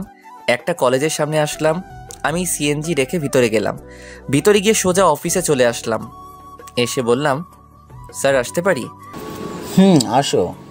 আমি ভিতরে গেলাম আর বললাম, স্যার কলেজে ভর্তি হতে আসছি। কাগজপত্র নিয়ে আসতো? জি স্যার, এই নিন। স্যার কাগজপত্র দেখতে লাগলো আর আমি আসার সময় কাগজপত্র নিয়ে আসছিলাম। তারপর সব কাজ শেষ করলাম। স্যার বললেন কাল থেকে কলেজে আসতে। আমি বাহিরে এসে কিছুক্ষণ সিএনজি চালিয়ে সিএনজিটা রেখে রিক্সা করে ঐশীকে আনতে গেলাম। ঐশীকে বাসায় রেখে আমি আবার সিএনজি চালাতে লাগলাম। সন্ধ্যা পর্যন্ত সিএনজি চালিয়ে বাসায় চলে আসলাম। বাসায় এসে ফ্রেশ হয়ে ঐশীকে বললাম কফি দিতে। আমি বিছানায় বসে পড়তে লাগলাম। ঐশী একটু পর কফি নিয়ে আসলো। আমি বললাম, নতুন স্কুল কেমন লাগলো? অনেক ভালো লাগছে, 2টা বান্ধবী পেয়েছি। ও আচ্ছা, এখন পড়তে বসো। তুমি কলেজে ভর্তি হয়েছো? কালকে থেকে কলেজে যাব। আচ্ছা। এরপর আমি পড়তে লাগলাম আর ঐশীও পড়তে লাগলো। পড়াশোনা শেষ করে খাবার খেয়ে ঘুমিয়ে পড়লাম। সকালে উঠে আমি ঐশীকে স্কুলে দিয়ে আমি কলেজে চলে আসলাম। কলেজে এসে একজনকে জিজ্ঞেস করে ক্লাসে গেলাম। ক্লাসে পিছনের বেঞ্চে বসে আছি। হঠাৎ একটা ছেলে আসলো আর আমার সাথে বসে পড়লো আর আমাকে বলল, হাই, আমি সাকিব, আমরা কি বন্ধু হতে পারি? হাই, আমি শাহরিয়ার রহমান। কিন্তু তোমার সাথে আমার কি মিলে? আরে বন্ধু কি পোশাক দেখে হয়? তবু আজকের যে সমাজ। আরে বাদ দাও, আজ থেকে আমরা তুমি করে বলবো। আচ্ছা। এরপর সাকিবের সাথে আড্ডা দিতে লাগলাম। একটু পর স্যার আসলেন। আমরা ক্লাস করতে লাগলাম। ক্লাস শেষ করে সাকিবকে নিয়ে বাহিরে আসলাম। আড্ডা দেই চলো। না রে, বাসায় কাজ আছে। আচ্ছা যা তাহলে। ওকে। তারপর আমি চলে আসলাম। ঐশীর স্কুলে এসে দেখি আমার জন্য বসে আছে। আমি যেতেই মুখ ঘুরিয়ে বসলো আর আমি গিয়ে পাশে বসলাম। এই যে সরি, ক্লাসে ছিলাম। তাই বলে এত দেরি? আচ্ছা, আর হবে না, এবার চলো। ফুচকা খাবো। আচ্ছা চলো। এরপর ঐশীকে নিয়ে একটা ফুচকার দোকানে আসলাম। এসে দুজন মিলে ফুচকা খেলাম। তারপর রিক্সা নিয়ে বাসায় চলে আসলাম। বাসায় এসে ফ্রেশ হয়ে খাওয়া দাওয়া করে বের হয়ে পড়লাম। আমি এসে সিএনজি চালাতে লাগলাম। রাত 10টা পর্যন্ত সিএনজি চালিয়ে বাসায় চলে আসলাম। এইভাবে দিনগুলো বেশ ভালো কাটছিল। অনেক দিন পর একদিন আমি সন্ধ্যায় সিএনজি চালাচ্ছি। হঠাৎ দেখি সাকিব রাস্তায় সিএনজি দেখে দাঁড়াতে বলল। আমি মুখটা ঢাকলাম। তারপর আমি দাঁড়ালাম আর সাকিব উঠে পড়ল। ওই জায়গায় যাও। আমি গাড়ি চালাতে লাগলাম। একসময় মুখ থেকে কাপড়টা সরে যায় আর সাকিব দেখে ফেলে আর বলে গাড়ি থামাতে। আমি গাড়ি দাঁড় করালাম। তুই সিএনজি চালাস, আমাকে বলিস নাই? কি করব, কোনো চাকরি নেই। ধর বেটা, একবার আমাকে বলতি তুই। চুপ করে আছি। তুই কালকে এই জায়গায় যাবি, চাকরি হয়ে যাবে। কিন্তু কলেজ? কলেজের সব নোট আমি দিব, চিন্তা করিস না। আর তোর নাম্বার দে। আচ্ছা। এরপর আমি আমার নাম্বারটা দিলাম আর বিদায় দিয়ে চলে আসলাম। আমি তবুও রাত 10টা পর্যন্ত সিএনজি চালিয়ে বাসায় চলে আসলাম। বাসায় এসে ফ্রেশ হয়ে ঐশীর কাছে গেলাম। দেখি রান্নাঘরে কাজ করছে। আমি ঐশীকে পিছন থেকে জড়িয়ে ধরে বললাম, এই কি করো? এই তো কাজ করি। খিদে পেয়েছে? যাও বসো, আমি আসছি। আচ্ছা। আমি বসে আছি, একটু পর ঐশী খাবার নিয়ে আসলো। আমি ঐশীকে খাইয়ে দিলাম আর সেও আমাকে খাবার খাইয়ে দিল। তারপর খাবার খেয়ে বিছানায় শুয়ে পড়লাম। শুয়ে শুয়ে ভাবছি চাকরিটা যদি হয় তাহলে একটু ভালো করে চলতে পারবো। প্রতিদিন এত কষ্ট আর ভালো লাগে না। তখনই ঐশী আমার কাছে আসলো। এই আমি কিন্তু এখন টেনে পড়ি, অনেক বড় হয়েছি। বুঝতে পারছি। বিয়ের তো প্রায় 1 বছর হলো, এখনো কাছে পেলাম না। তোমার স্বপ্ন পূরণ করতে হলে যে একটু কষ্ট করতে হবে। লাগবে না, আমার স্বপ্ন না, তুমি ডাক্তার হবা, এটাই শেষ। আচ্ছা, আমার খুব ঘুম পেয়েছে। আমি ঐশীকে জড়িয়ে ধরে ঘুমিয়ে পড়লাম। ঐশীও ঘুমিয়ে পড়ল। সকালবেলা উঠে ফ্রেশ হয়ে রেডি হয়ে নিলাম। তারপর কাগজপত্র নিয়ে ঐশীকে স্কুলে নামিয়ে দিয়ে আমি অফিসে চলে আসলাম। আর আসার সময় বলে আসলাম চলে যেতে। আমি সাকিবের দেওয়া সেই ঠিকানায় চলে আসলাম। এসে ভিতরে গেলাম আর পিয়নকে বললাম স্যারের সাথে দেখা করব। আপনার নাম কি?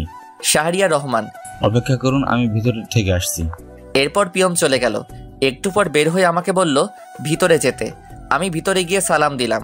উনি আমাকে বসতে বললেন। আমি বসলাম আর ফাইলটা ওনার কাছে দিলাম। উনি ফাইল নিয়ে দেখতে লাগলেন। গুড, রেজাল্ট তো ভালো। তুমি যেহেতু সাকিবের বন্ধু তাহলে সমস্যা নেই। সাকিব আমার ভাতিজা। ও আচ্ছা। চাইলে আজকে জয়েন করতে পারো। আর প্রথমে তোমার বেতন হবে 15,000 টাকা। ধন্যবাদ স্যার, আপনি খুব বড় উপকার করলেন। ধন্যবাদ দেওয়ার কিছু নেই, আমি রাফিকে সব বলে দিচ্ছি, সে তোমায় কাজ বুঝিয়ে দিবে। আচ্ছা স্যার। এরপর স্যার পিয়নকে ডাক দিয়ে বলল রাফাকে ডাক দিতে। কিছুক্ষণ পর একটা মেয়ে আসলো আর তখন স্যার বলল, এই হচ্ছে শাহরিয়ার, আজকে নতুন জয়েন করলো, তুমি তাকে কাজ বুঝিয়ে দিবে। আচ্ছা স্যার। শাহরিয়ারকে ডেস্কে নিয়ে যাও আর বুঝিয়ে দাও। এরপর ফাইল নিয়ে চলে আসলাম আর মেয়েটা আমাকে একটা ডেস্কে নিয়ে আসলো। আমি বসলাম আর মেয়েটা বলল, হাই, আমি রাফা। হ্যালো, আমি শাহরিয়ার। চলুন আপনাকে কাজ বুঝিয়ে দেই। চলুন। এরপর রাফা আমাকে কাজ বুঝিয়ে দিতে লাগলো। আমি ভালো করে বুঝতে লাগলাম। এভাবে দুপুর হয়ে গেল আর রাফা বলল তার সাথে লাঞ্চ করতে, তাই তার সাথে ক্যান্টিনে খেতে গেলাম। তারপর সেখানে সবার সাথে পরিচিত হয়ে নিলাম। সবার সাথে পরিচিত হয়ে অনেক ভালো লাগলো। তারপর আবার কাজ করতে লাগলাম। কাজ করতে করতে কখন যে অফিসের টাইম শেষ হয়ে গেল বুঝতে পারলাম না। এভাবে চলতে লাগলো আমার দিনকাল। 1.5 বছর পর সকালবেলা রেডি হচ্ছি ঐশীকে কলেজে নিয়ে যাওয়ার জন্য। ও হ্যাঁ, এখন ঐশী কলেজে পড়ে। আমি সকালবেলা রিক্সা নিয়ে কলেজের উদ্দেশ্যে রওনা দিলাম। এই মন দিয়ে ক্লাস করবা। আচ্ছা, দুপুরে কি বাসায় আসবা? না, কাজ আছে অফিসে। ও আচ্ছা, রাতে তাড়াতাড়ি বাসায় ফিরবা। কথা বলতে বলতে ঐশীর কলেজে চলে আসলাম। কলেজে এসে ঐশী নেমে পড়ল। আমি ঐশীকে বিদায় দিয়ে আমার অফিসে চলে আসলাম। অফিসে এসে কাজ করছি। এখন সবাই আমাকে অফিসে এক নামে চিনে। স্যারও খুব ভালোবাসে। আর পাশাপাশি পড়াশোনাও করছি। এসব করতে করতে বাড়ির কথা প্রায় ভুলেই গিয়েছিলাম, কারণ আমি জানি আমাকে কখনো বাবা মা ক্ষমা করবে না। আমিও সিম পাল্টে ফেলেছিলাম। অফিসে কাজ করছি, তখন পিয়ন আসলো আর আমাকে বলল, স্যার বলেছে লাঞ্চের পর ওনার সাথে মিটিংয়ে যেতে। আচ্ছা ঠিক আছে। তারপর পিয়ন মামা চলে গেল। আবার দেখি রাফা আসলো আর এসে বলল, এই যে মিস্টার। হ্যাঁ নানু। আপনার পিচ্চি বউ কেমন আছে? ভালো আছে। এবার তোর জামাইয়ের খবর কি? ভালো। বসো, চা খাও। আজকে আমার তেমন কাজ নেই। তাই নাকি? তাহলে এগুলো করতে থাকো। হালা, আমি আসলাম ফ্রি হয়ে আড্ডা দিতে আর তুই আমার হাতে ফাইল দিচ্ছিস। আরে করো না, হাজার হোক আমি তোর 2 নাম্বার জামাই। আহারে কি শখ। গো। তোর না স্যারের সাথে মিটিং এ যাওয়ার কথা? দুপুরের পর। গুড। তারপর বল, ভাতিজি কবে দেখবো? আরে সবই তো জানিস, ও এখনো পিচ্ছি। শালা, লাথি দিমু। কলেজে পড়ে আর এখনো পিচ্ছি, তাই না? তবু যদি ক্ষতি হয়? আজকে রাতে বাসুরটা সেরে নে। আমি তো নতুন, তাই তোর বাসর ঘরে ভিডিওটা দিস, শিখতে পারবো। হালা লুচ্চা, কাজ কর। তুই আবার লজ্জা পাস? জানতাম না। ভাই মাপ চাই, কাজ কর। এরপর কাজ করতে লাগলাম, আর কাজ করতে করতে লাঞ্চের টাইম হয়ে গেল। আমি খাবার খেয়ে একটু রেস্ট নিয়ে গাড়ি বের করলাম। একটু পর স্যার আসলো, তারপর আমি যেতে লাগলাম। রাস্তাটা একটা পার্কের পাশ দিয়ে। আমি নিজের মতো করে ড্রাইভ করছি। হঠাৎ একপাশে চোখ পড়ল, দেখি ঐশী একটা ছেলের সাথে পার্কের বেঞ্চে বসে আছে। আমি এটা দেখে গাড়ি ব্রেক করলাম, আর গাড়ি ব্রেক করতেই স্যার বলে উঠল, শাহরিয়ার কোনো সমস্যা? না স্যার। যাও তাহলে, দেরি হয়ে যাচ্ছে। আমি এটা দেখে নিশ্চুপ হয়ে গেলাম। এতক্ষণ হাসি খুশি ছেলেটা এখন চুপচাপ হয়ে গেল। নিজের প্রিয় মানুষকে অন্যের পাশে দেখবো সেটা কখনোই ভাবতে পারিনি। ওইদিকে ঐশী, আচ্ছা সানি, আমরা তো বন্ধু তাই না? আর শোনো, তোমায় কিছু কথা বলবো। বলো। তোমার সাথে কি শাহরিয়ার ভাইকে মিলে তোমার চেয়ে কত বছর বড়, আর তুমি যদি ডাক্তার হও তাহলে কি তোমার সাথে যায়? কথাটা শুনে ঐশী চুপ করে রইল, আর ঐশীকে চুপ থাকতে দেখে সানি আবার বলল, আরে তুমি এত সুন্দর একটা মেয়ে, আর তোমার সাথে কি ওই কালো ছেলে মানায় না? কিন্তু সে খুব ভালো। আজকাল ভালো বলে কোনো কথা নেই, আর সমাজে চলতে গেলে আমার মতো স্টাইল ছেলে দরকার। আজকে যেতে হবে, আল্লাহ হাফেজ। আর শোনো। এদিকে আমি ঐশীকে এই অবস্থায় দেখে খুব কান্না পাচ্ছে। কিন্তু ওই যে একটা কথা, ছেলেদের কখনো কান্না করতে নেই। ছেলেদের চোখে কান্না মানায় না, কারণ তারা পুরুষ। যে ছেলেটা বাসায় কোনো কাজ করে না কিন্তু পরিস্থিতির শিকার হলে সব কিছু করতে পারে, হ্যাঁ এটাই ছেলে। একটা ছেলে কখনো তার ভালোবাসাকে পরিবারের জন্য ছেড়ে যায় না, কিন্তু একটা মেয়ে পরিবারের জন্য ঠিকই চলে যায়। হয়তো আপনারা বলতে পারেন ছেলেরা কি তার পরিবারকে ভালোবাসে না, কিন্তু দিন শেষে দেখবেন একটা ছেলে পরিবারকে যেমন ভালোবাসে ঠিক তেমনি প্রিয় মানুষটিকেও ভালোবাসে। যার জন্য নিজের পরিবার ছাড়লাম, সব কিছু ছেড়ে তাকে নিয়ে চলে আসলাম। আর সেই ঐশী একটা ছেলের সাথে পার্কে, না এটা কি করে মেনে নেওয়া যায়। আমি কোনো মতে মিটিং শেষ করে সন্ধ্যায় নদীর পাড়ে চলে আসলাম। নদীর পাড়ে এসে বসে বসে কান্না করতে লাগলাম, যার জন্য নিজের লাইফ পরিবর্তন করলাম। আর সে অন্য একটা ছেলের সাথে। আজ পর্যন্ত আমি তাকে বকা পর্যন্ত দেইনি, হ্যাঁ এখনও দিব না। তুমি যা চাও তাই হবে। আমি না হয় অজানা রাজ্যে হারিয়ে যাব। এসব ভাবতে ভাবতে কখন যে রাত 11টা হয়ে গেল বুঝতেই পারলাম না। আমি উঠে বাসার দিকে হাঁটা দিলাম। রাস্তার একপাশে দিয়ে হেঁটে যাচ্ছি আনমনে, আর আজকের ঘটনা মনে করছি। আমি হেঁটে বাসায় আসলাম। বাসায় এসে কলিং বেল দিলাম। একটু পর ঐশী এসে দরজা খুলে দিল, আর আমাকে দেখে বলল, অফিস শেষ হয় বিকাল 5টায়, আর তুমি রাত 11টায় আসলে? আমি কোনো কথা না বলে ভিতরে চলে আসলাম। তারপর ফ্রেশ হয়ে নিলাম। ফ্রেশ হয়ে বিছানায় শুয়ে পড়লাম। আর তখন ঐশী আমার কাছে এসে বলল, আমি তোমাকে কিছু জিজ্ঞেস করছি, আর চলো খাবার খাবা। আমি বাইরে থেকে খেয়ে আসছি। কেন, তুমি জানো না আমি তোমায় ছাড়া খাই না? আমার শরীর খারাপ লাগছে, ঘুমাবো। আজকে তুমি এমন করছো কেন, কি হয়েছে? খুব ঘুম পাচ্ছে। আমি কম্বল জড়িয়ে ঘুমিয়ে পড়লাম। ঐশীও না খেয়ে শুয়ে পড়ল। সকালবেলা ঘুম ভাঙলো আজানের সময়। আমি উঠে পড়লাম, দেখি ঐশী এখনও ঘুমিয়ে আছে। আমি চুপচাপ ফ্রেশ হয়ে রেডি হয়ে বাইরে চলে আসলাম। বাহিরে এসে মসজিদে গিয়ে ফজরের নামাজ আদায় করে পার্কের রাস্তায় হাঁটতে লাগলাম। একা একা, এখন ভোর, তাই তেমন লোকজন নেই। আমি পার্কের রাস্তায় হেঁটে চলছি, ভালোই লাগছে পরিবেশটা, নিবিড় আর ঠান্ডা বাতাস বইছে। তখনই আমার ফোনে কল আসলো। আমি ফোনটা বের করে দেখে ঐশী কল দিয়েছে। আমি ফোনটা রিসিভ করলাম, আর তখনই ওপাশ থেকে বলতে লাগলো, আমাকে না বলে চলে গেলে কেন, আর খাবার খেয়ে গেলে না কেন? তুমি ঘুমিয়েছিলে তাই ডাকিনি, আর আমার অফিসে কাজ আছে। আমি কি করলাম বলবে একটু? আরে তুমি আবার কি করবা, আর খাবার খেয়ে কলেজে যাও। বাই, আমি বিজি আছি।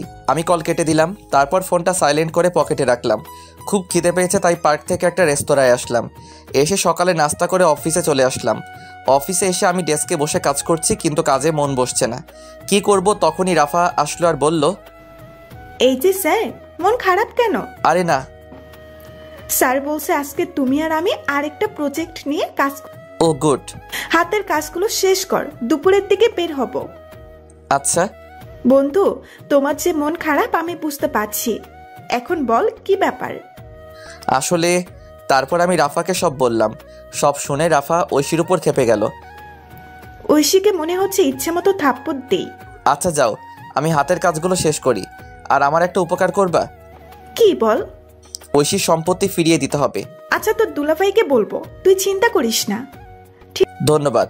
আর এই নে সেই বাড়ির কাগজপত্র। আমি কিছু কাগজপত্র আগে তুলে রেখেছিলাম, এবার বাকিটা তোর জামাই করবে। ঠিক আছে। আর শোন, 2 দিনের মধ্যে কাজটা করতে বলবি প্লিজ, কারণ এই তারিখ ঐশীর জন্মদিন। আমি চাই এই দিনে উপহার দিতে। আচ্ছা ঠিক আছে, এবার কাজ কর। এরপর রাফা চলে গেল। ও আপনাদের বলা হয়নি, রাফার হাজবেন্ড পুলিশ, তাই কাজটা করতে বেশি সমস্যা হবে না। আমি কাজ করতে লাগলাম। কাজ করতে করতে দুপুর হয়ে গেল। তারপর ক্যান্টিন থেকে কিছু খেয়ে অফিসের গাড়ি নিয়ে বের হলাম আমি আর রাফা। আমি গাড়ি ড্রাইভ করছি আর তখন রাফা বলল, দোস্ত ঐশীর কলেজের সামনে দিয়ে যা। কেন? অনেকদিন দেখি না, যা। কিন্তু ভাই প্লিজ। এরপর আমি গাড়িটা কলেজের সামনে দিয়ে নিয়ে যেতে লাগলাম। তারপর আমরা যেতেই দেখি কলেজ ছুটি হয়েছে। আমি গাড়িটা একটু দূরে দাঁড় করালাম। আমি আর রাফা গাড়িতে বসে আছি। হঠাৎ দেখি ঐশী কালকের সেই ছেলেটার সাথে হেসে হেসে কথা বলে যাচ্ছে। মনে হয় পার্কের দিকে যাচ্ছে। আমি রাফার দিকে তাকালাম, দেখি মাথা নিচু করে আছে আর আমাকে বলল, দোস্ত আমি বুঝতে পারিনি রে। আরে ধুর, বাদ দে। চল, আমাদের দেরি হয়ে যাচ্ছে, এই বিষয় নিয়ে পরে কথা বলবো। এরপর আমি আমাদের কাজের উদ্দেশ্যে যেতে লাগলাম। ওদিকে ঐশী আর সানি হেঁটে হেঁটে পার্কে চলে গেল। পার্কে তারা একটা জায়গায় বসলো। আর তখন সানি বলল, একটা কথা বলবো। বলো। আমি তোমায় খুব ভালোবাসি।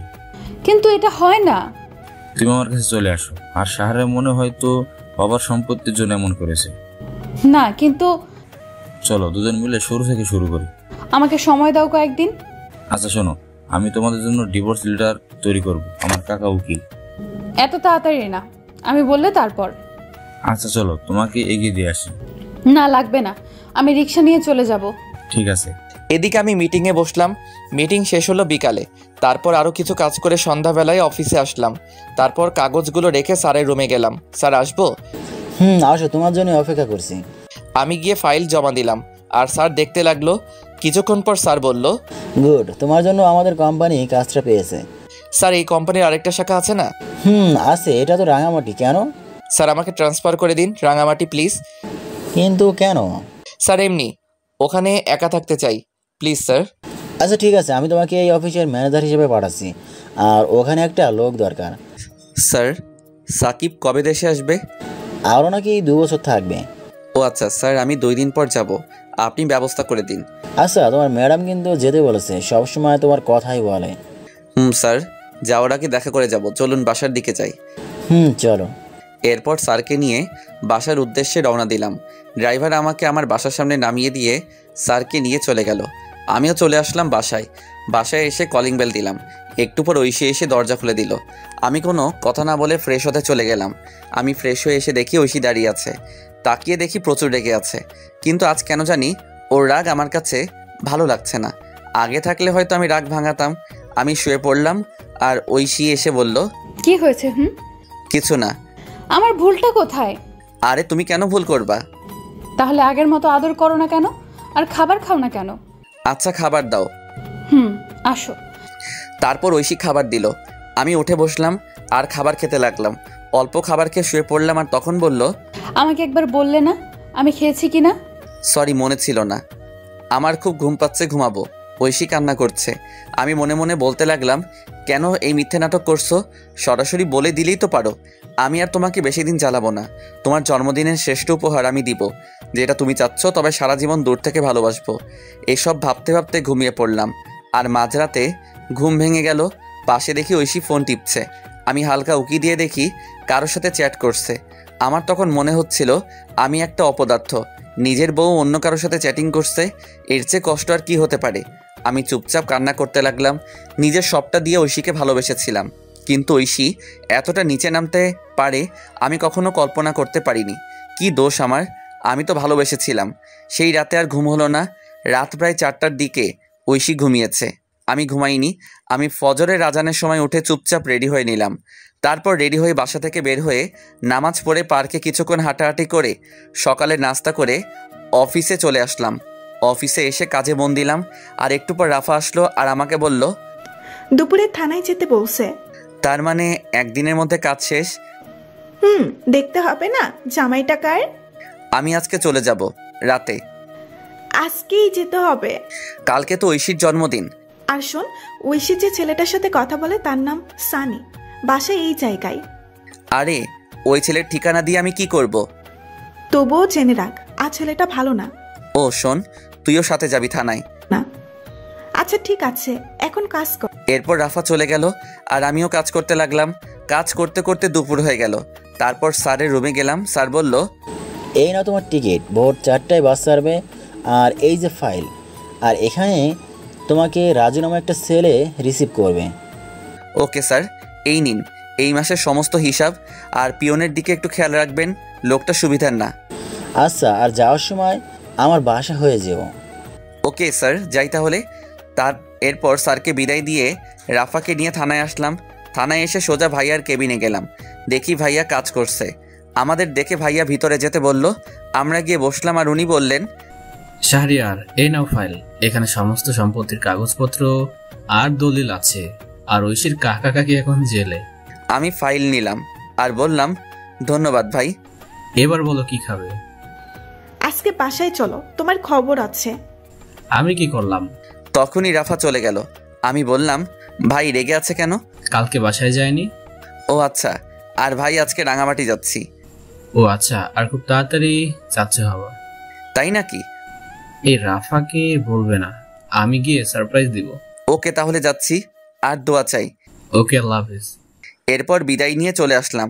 আমি আর রাফা অফিসে আসলাম। অফিসে এসে কাজ করতে লাগলাম আর মোটামুটি সবার কাছ থেকে বিদায় নিলাম। এভাবে অফিস টাইম শেষ হলো। আমি স্যারের সাথে আরও কিছু কথা বলে বাসার দিকে যেতে লাগলাম। যাওয়ার সময় একটা গোলাপ কিনলাম। বাসায় যেতে প্রায় সন্ধ্যা হয়ে গেল। আমি গিয়ে কলিং বেল দিলাম। তারপর ঐশী এসে দরজা খুলে দিল। আমি গোলাপটা আগেই লুকিয়ে রেখেছি। আমি চুপচাপ ভিতরে চলে গেলাম। ভিতরে গিয়ে ফাইলটা আলমারিতে রেখে ফ্রেশ হতে চলে গেলাম। ফ্রেশ হয়ে এসে দেখি আজকে আর তেমন কোনো কথা বলছে না। হয়তো এতক্ষণ এই ছেলের সাথে কথা বলছিল, আর আমি এসে বিরক্ত করলাম। আমি ভাবলাম এখন বাসায় কি করব, তাই ভাবলাম বাহির থেকে হেঁটে আসি। যেই ভাবা সেই কাজ। আমি বাহিরে চলে আসলাম। আমি চাচার দোকানে আসলাম। এসে চাচাকে চা দিতে বললাম আর চাচার সাথে গল্প করতে লাগলাম। আর তখনই আমার ফোনে কল আসলো। আমি ফোনটা বের করে দেখি সাকিব ফোন দিয়েছে। আমি কলটা রিসিভ করলাম। কিরে, কি অবস্থা? শালা, একদিন আমাকে ফোন দিয়েছিস? আরে অনেক বিজি থাকতে হয়। শুনলাম রাঙামাটি যাচ্ছিস। রে, কি হয়েছে বলতো? বাদ দে না, কি দরকার? আমাকে বন্ধু ভাবলে বল। শোন তাহলে। এরপর আমি আমার সাথে ঘটে যাওয়া সবকিছু সাকিবকে বললাম। সব শুনে সাকিব বলল, দোস্ত, তোকে সান্ত্বনা কিভাবে দিব, আমার ভাষা নেই। বাদ দে। আর দেশে আসবি কবে? আরো 2 বছর পর। ও আচ্ছা। এরপর সাকিবের সাথে আরও কথা বলে ফোন কেটে দিলাম। আর চাচার সাথে কথা বলতে বলতে রাত 10টা বেজে গেল। আমি চাচাকে বিদায় দিয়ে বাসার দিকে যেতে লাগলাম। আমি রাস্তা দিয়ে হেঁটে যাচ্ছি আর তখন দেখি কিছু ছেলে একটা ছেলেকে মারছে। আমি তাদের কাছে গেলাম। আমি কাছে গিয়ে দেখি এটা সানি, যে ঐশীর সাথে কথা বলে। আমি পিছন ফিরলাম আর মনে হলো আজকে যদি আমার ভাইকে মারতো তাহলে কি আমি চলে যেতে পারতাম? না, ছেলেটাকে বাঁচাতে হবে। এই বলে আমি অন্য ছেলেদের মারতে লাগলাম। একসময় ছেলেগুলো দৌড়ে চলে গেল আর আমি পাশে তাকিয়ে দেখি সানি দাঁড়িয়ে আছে। আমি কাছে গিয়ে বললাম, ওরা তোমাকে মারছিল কেন? আসলে ওরা আমার সব কিছু নিয়ে যেতে চেয়েছিল, কিন্তু আমি না করি তাই। ও আচ্ছা, রাতে বাইরে থাকতে নেই, বাসায় চলে যাও। এই বলে আমি আবার হাঁটা দিলাম। এদিকে ছেলেটা মনে মনে ভাবছে, শাহরিয়ার ভাই সত্যি খুব ভালো মানুষ, আজ ওনারা না থাকলে আমি হাসপাতালে থাকতাম। এসব ভেবে চলে গেল বাসায়। আমি বাসায় এসে কলিং বেল দিলাম, কিন্তু আজ ঐশী একটু দেরিতে দরজা খুললো আর হাতে দেখি ফোন স্ক্রিন অন করা। আমি আর না তাকিয়ে বিছানায় শুয়ে পড়লাম। আর তখন আমায় বলল, খাবার খাবে না? না। আগে বললে কি হতো, তাহলে রান্না করতাম না। সরি। ভালো লাগে না নাটক। চুপ করে রইলাম। আমি একসময় ঘুমিয়ে পড়লাম। আর যখন ঘুম ভাঙলো তখন দেখি রাত 3টা বাজে। আমি পাশে তাকিয়ে দেখি ঐশী ঘুমিয়ে আছে। আমি ঐশীর ফোনটা হাতে নিলাম আর চেক করলাম, কিন্তু পাসওয়ার্ড দেওয়া আগে তো আমার নাম ছিল, তাই আমার নাম দিলাম, কিন্তু পাসওয়ার্ড ভুল দেখাচ্ছে। আমার আবার মনে হলো সানির নাম দেওয়ার জন্য। আমি সানির নাম দিলাম, দেখি লক খুলছে। ফোনে লক খুলতেই আমি অবাক, কারণ ওয়ালপেপারে সানির পিক। আমার ইচ্ছে করছে ফোনটা ভেঙে ফেলতে। নিজের ভালোবাসার মানুষের ফোনে অন্যের পিক, তাও আবার ওয়ালপেপারে। আর পাসওয়ার্ড, বাহ কি সুন্দর। আমি চ্যাটিং চেক করলাম, দেখি রাত 1:34 পর্যন্ত কথা হয়েছে। আমি ফোনটা রেখে দিলাম। তারপর টেবিলে বসলাম আর একটা কাগজ নিলাম আর লিখতে লাগলাম, পাগলি, তুই যখন এই চিরকুটটা পড়বে তখন আমি অনেক দূরে থাকবো। তোমাকে অনেক ভালোবেসেছিলাম, নিজের সবটা উজাড় করে দিয়েছিলাম, কিন্তু যেদিন দেখলাম তুমি অন্য কারোর সাথে পার্কে বসে আড্ডা দিচ্ছ, তখন মনে হয়েছিল আত্মহত্যা করি, কিন্তু কেন করিনি জানো? ওই যে মহাপাপ, এর জন্য বেঁচে আছি, এত ভালোবাসি তবুও বুঝলে না। আর হ্যাঁ, আমি তো তোমার যোগ্য না, আমার চেহারা খারাপ, আর আমি তোমার থেকে অনেক বছরের বড়, তোমার সাথে আমার মিলে না। কিন্তু তুমি যদি প্রথমে না করতে তাহলে এত কষ্ট হতো না। আমি ভুলছিলাম। তোমার বাবার সম্পত্তি তোমায় ফিরিয়ে দিলাম, ফাইলে সব আছে, পারলে সেখানে চলে যেও। আর সানি ভালো ছেলে, তার সাথে নতুন জীবন শুরু করো। দোয়া করি তোমাকে ডিভোর্স দিতে পারবো না। তবে এটা ভেবো না আমি কোনোদিন স্ত্রীর অধিকার নিয়ে সামনে আসবো না। আমি তো ভুলেই গিয়েছিলাম তুমি তো এখন আর পিচ্চি বউ নেই, তুমি এখন অনেক বড় হয়ে গেছো। ইচ্ছে করছিল শেষবার জড়িয়ে ধরতে, কিন্তু অধিকারটা আর নেই। পাগলি রে, খুব ভালোবাসতাম তোকে। নিজের খেয়াল নিও আর সানিকে কষ্ট দিও না। ছেলেটার বয়স অল্প, হয়তো সামলাতে পারবে না। চলে গেলাম বহুদূরে, এখানে তুমি নামক কেউ থাকবে না, আর নিজের স্বপ্ন পূরণ করবা। আর লিখতে পারছি না, ভিতরটা ফেটে যাচ্ছে। তুমি আমার আদরের পিচ্চি বউ হিসেবে থাকবে। আল্লাহ হাফেজ, ইতি পাগল। আমি চিরকুট লিখে চোখ মুছে ব্যাগ গুছিয়ে নিলাম, আর আমি রেডি হয়ে আলমারি থেকে ফাইলটা বের করে চিরকুটটা পাশে রাখলাম, আর গোলাপটা চিরকুটের উপর রেখে একবার ঐশীর দিকে তাকালাম। দেখি বাচ্চাদের মতো ঘুমিয়ে আছে। দেখতে খুব সুন্দর লাগছে, মনে হচ্ছে কপালে একটা ভালোবাসার পরশ এঁকে দেই। কিন্তু না, সব ইচ্ছে কি আর পূরণ হয়? আমি বেরিয়ে আসলাম। আমি ফোন বের করে দেখি 3:45 বাজে। আমি তাড়াতাড়ি করে ব্যাগ নিয়ে হাঁটা দিলাম। তারপর বাস স্টেশনে এসে বাসে উঠলাম।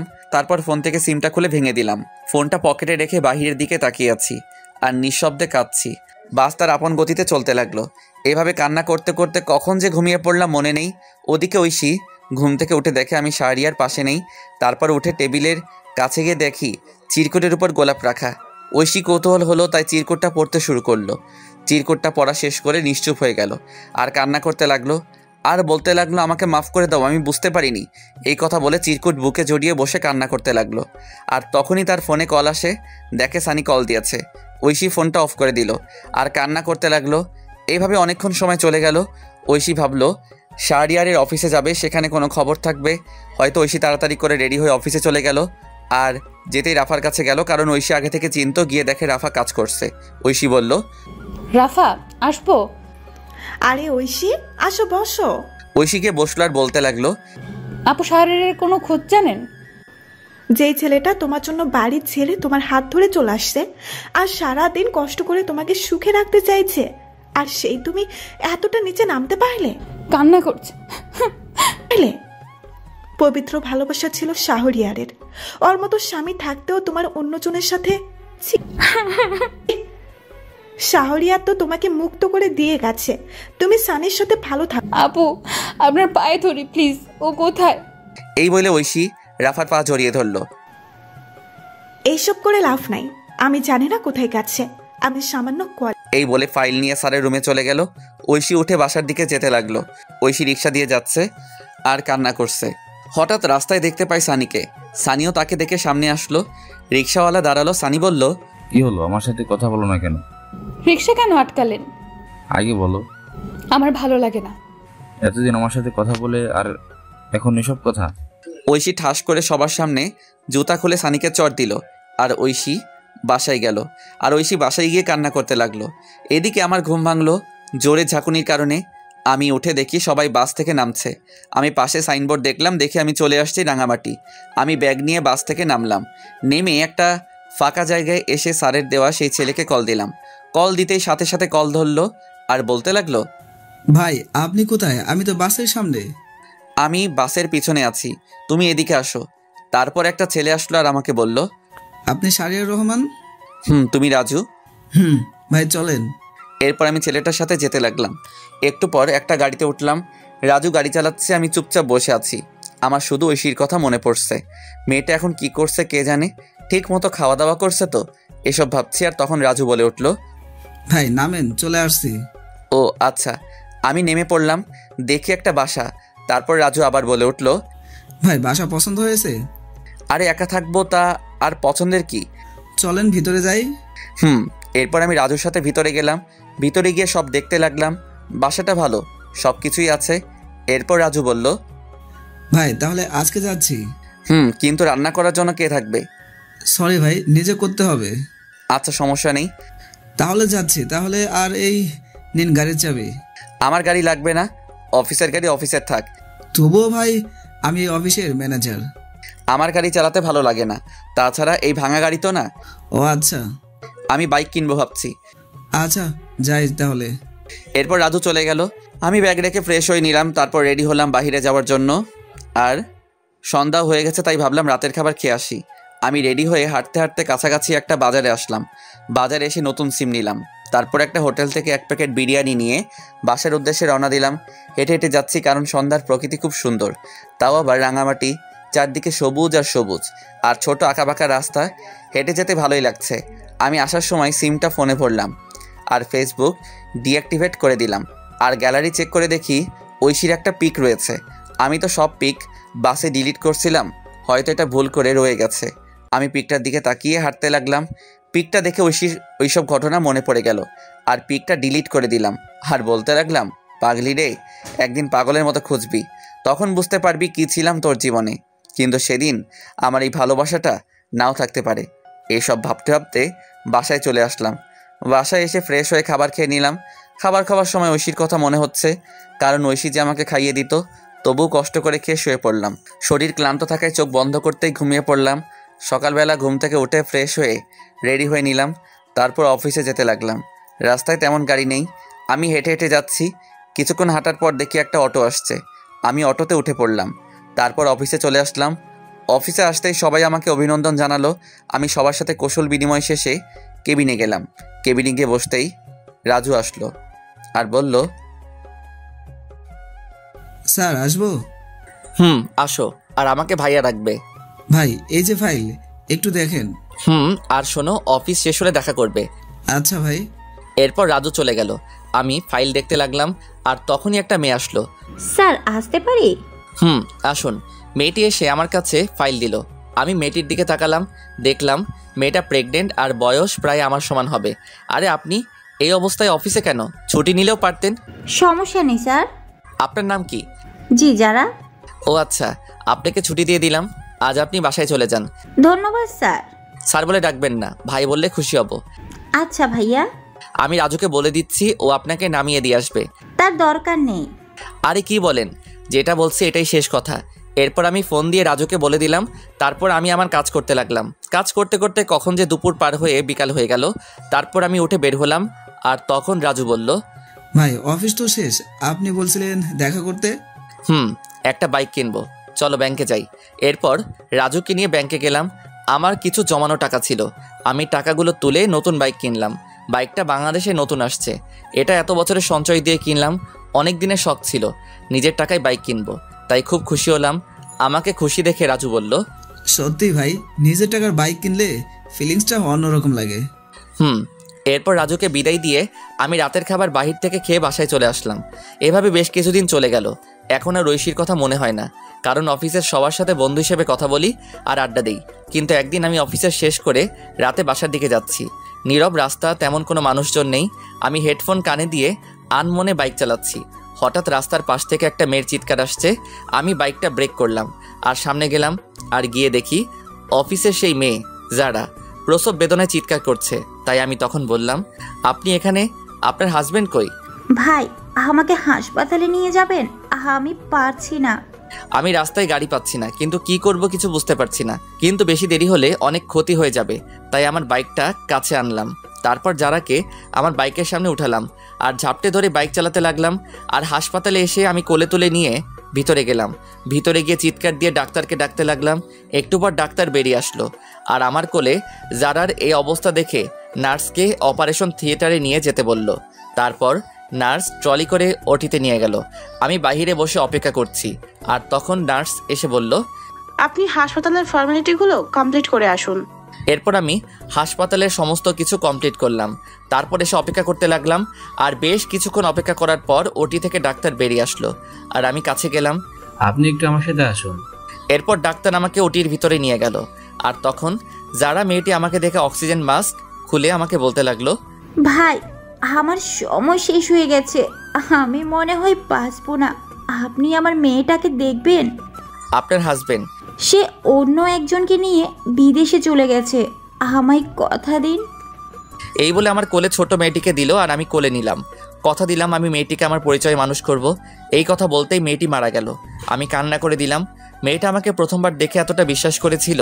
তারপর ডাক্তার এসে আমাকে সান্ত্বনা দিতে লাগলো আর বলতে লাগলো, সত্যি ভাই, আপনি মহান না হলে একজনের বাচ্চা আপনি পরিচয় দিয়ে মানুষ করবেন। আজকে থেকে এই মেয়েটি আমার সন্তান। ডাক্তার আমাকে কান্না করতে করতে জড়িয়ে ধরলো আর বলতে লাগলো, ভাই আপনি মানুষ না, আপনি ফেরেশতা। আমিও ডাক্তারকে জড়িয়ে ধরলাম। তারপর সমস্ত কাজ শেষ করে আমি বাচ্চা মেয়েকে নিয়ে রাত 3টার দিকে বাসায় আসলাম। হাসপাতাল থেকে সব কিছু নিয়ে আসছি, বাবুর ফিডার, দুধ সব কিছু। আমি বাসায় এসে বাচ্চাকে শুয়ে দিয়ে ফ্রেশ হতে চলে গেলাম, আর ওয়াশরুম থেকে শুনতে পেলাম কান্না করছে। আমি তাড়াতাড়ি করে ফ্রেশ হয়ে চলে আসলাম আর বাবুর খাবার রেডি করে খাওয়াতে লাগলাম। আমি যদিও আগে কখনো বাচ্চাকে খাওয়াইনি, কিন্তু ওই যে মানুষ বলে না, পরিস্থিতি সব শিখিয়ে দিয়ে যায়। আমি বাচ্চার পাশে শুয়ে খাওয়াতে লাগলাম, ফিডার দিয়ে। মনে মনে ভাবতে লাগলাম কী নাম রাখা যায়, আর তখনই মাথায় আসলো একটা নাম। রেখে দিলাম তানিশা। 3 বছর পর সকালবেলা ঘুম ভাঙলো তানিশার ডাকে। বাবাই, ও বাবাই, ওঠো না। আম্মু, কি হয়েছে? খুব খিদে পেয়েছে। আমি তাড়াতাড়ি করে উঠে রান্নাঘরে গেলাম আর রান্না করতে শুরু করলাম। কিছুক্ষণের মধ্যে রুটি আর ডিম ভাজি করে টেবিলে আনলাম আর বললাম, আম্মু কই তুমি? বাবাই। তানিশা আসলো আর চেয়ারে বসে পড়লো। আমি চেয়ারে বসে মেয়েকে খাইয়ে দিতে লাগলাম। মেয়ে আমাকে বলল, বাবাই তুমি খাবা না? না মা, আমি এখনো ফ্রেশ হইনি যে। তাহলে ফ্রেশ হয়ে এসো, তারপর দুজনে একসাথে খাবো। না আম্মু, তুমি খাও। যাও বলছি বাবাই।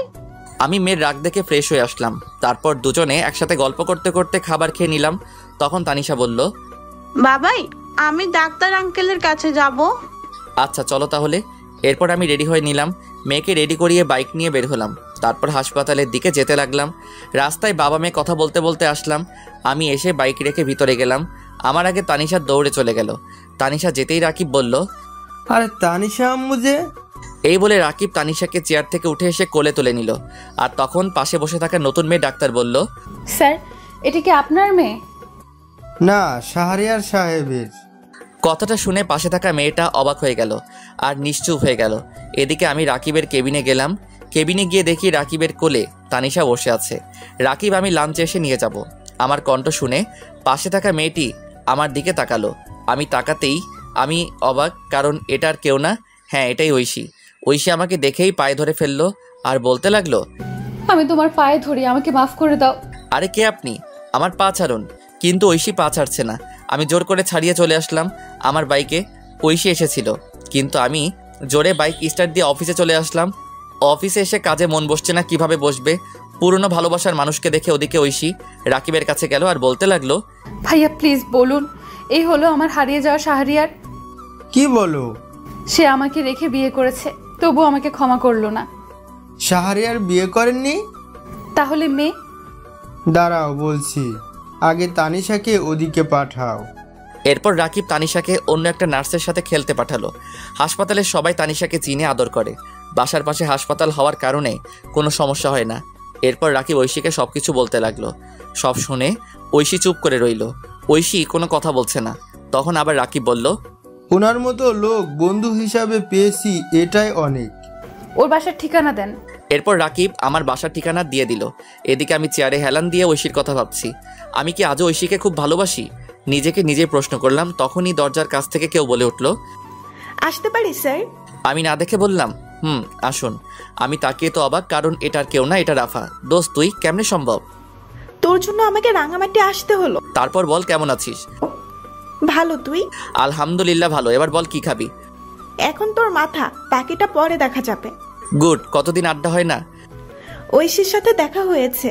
আমি প্রশ্নটা শুনে চুপ করে রইলাম। আমাকে চুপ থাকতে দেখে আবার বলল, তোর সাথে গুরুত্বপূর্ণ কথা আছে। বল।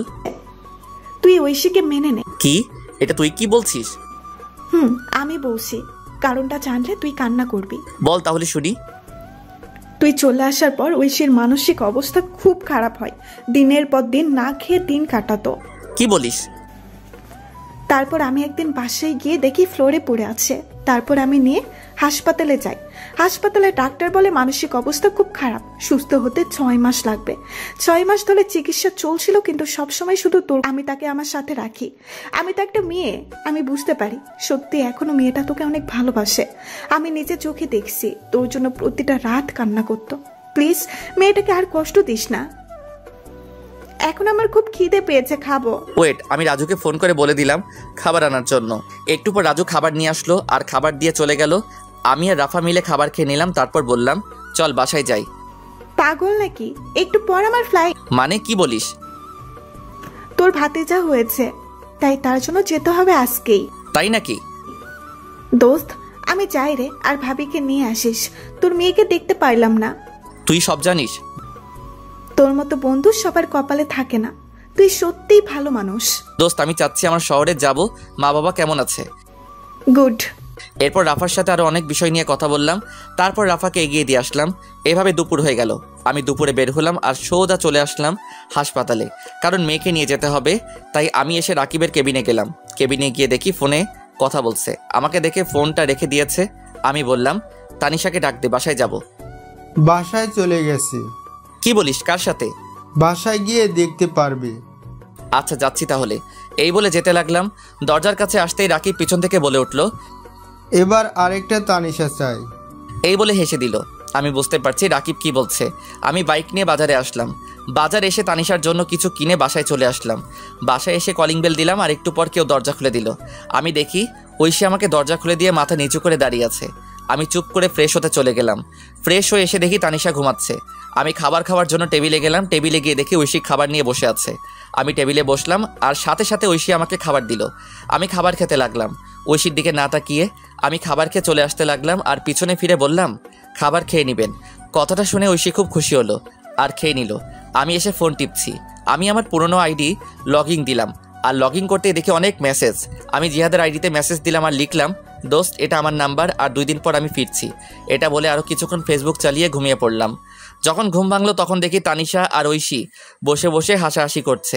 আমাকে উঠতে দেখে তানিশা বলল, বাবা জানো, মা আমাকে অনেক আদর করে। তাই? আমি বুঝি আদর করি না? করে। আমি মাকে কোথাও যেতে দিব না। আচ্ছা, খাবার খেয়েছো? মা খাইয়ে দিয়েছে।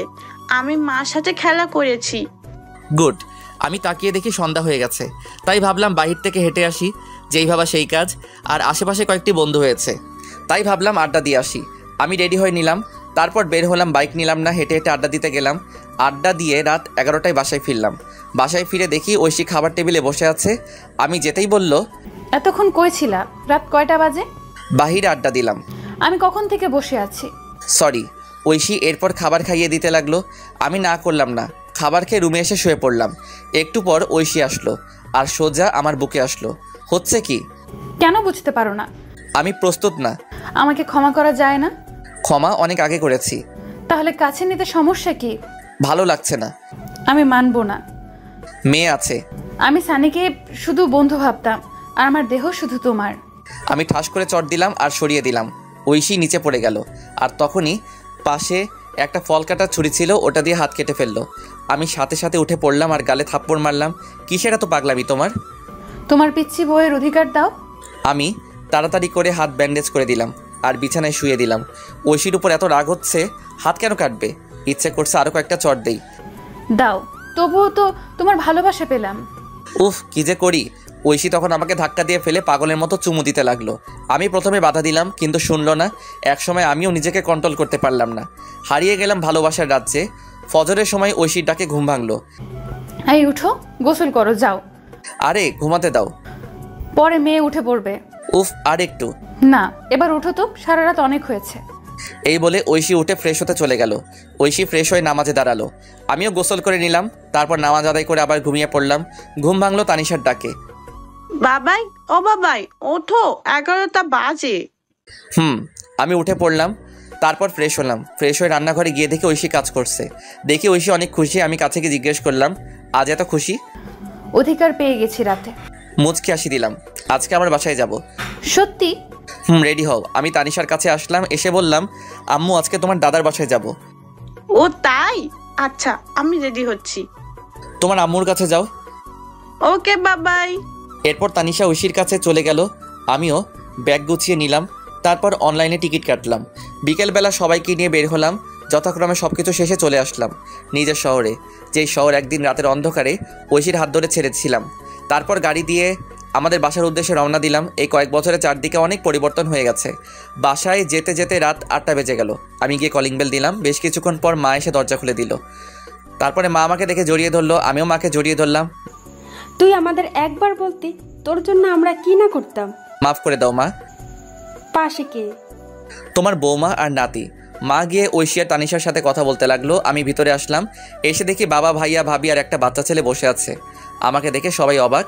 তারপর আর কি, সবাই আমাকে ইচ্ছে মতো বকা দিতে লাগলো। অবশ্য মায়ের কথাই মেনে নিয়েছে। এখন আমরা খুব সুখী, নেই আর কোনো কষ্ট দুঃখ। তারপর আমি আমার রুমে গেলাম, রুমটা আগের মতোই আছে। আমি গিয়ে ফ্রেশ হয়ে নিলাম, তারপর শুয়ে পড়লাম। শরীর ক্লান্ত থাকে, কখন যে ঘুমিয়ে পড়লাম বুঝতে পারলাম না। ঘুম ভাঙলো ঐশী জড়িয়ে ধরাতে। আমি তাকিয়ে দেখে ঐশী আমার বুকে। ঘুম ভাঙলো তাহলে? কয়টা বাজে? রাত 2টা। কি? আমি তো খাবার খাইনি, খুব খিদে পেয়েছে। এই জন্যই তো খাবার রুমে নিয়ে আসছিলাম। তানিশা কই? তার দাদুর সাথে ঘুমিয়েছে। ও, এরপর আমি ফ্রেশ হয়ে আসলাম। তারপর ঐশী আমাকে খাইয়ে দিল, আমি ঐশীকে খাইয়ে দিলাম। খাবার শেষ করে লাইট বন্ধ করে বারান্দায় আসলাম, এসে চাঁদ দেখতে লাগলাম। ঐশীকে পিছন থেকে জড়িয়ে ধরে তখন ঐশী বলল, এই দিনটার জন্য অপেক্ষা করছিলাম। তাই? তবে বিয়ে হয়েছে অনেক আগে। এতদিনে 4-5টা পোলাপান থাকার কথা, কিন্তু এখনো কিছুই হলো না। তাহলে হবে নাকি আজকে? আজকে সম্ভব না। কেন কেন? বুঝতে পারো না কেন?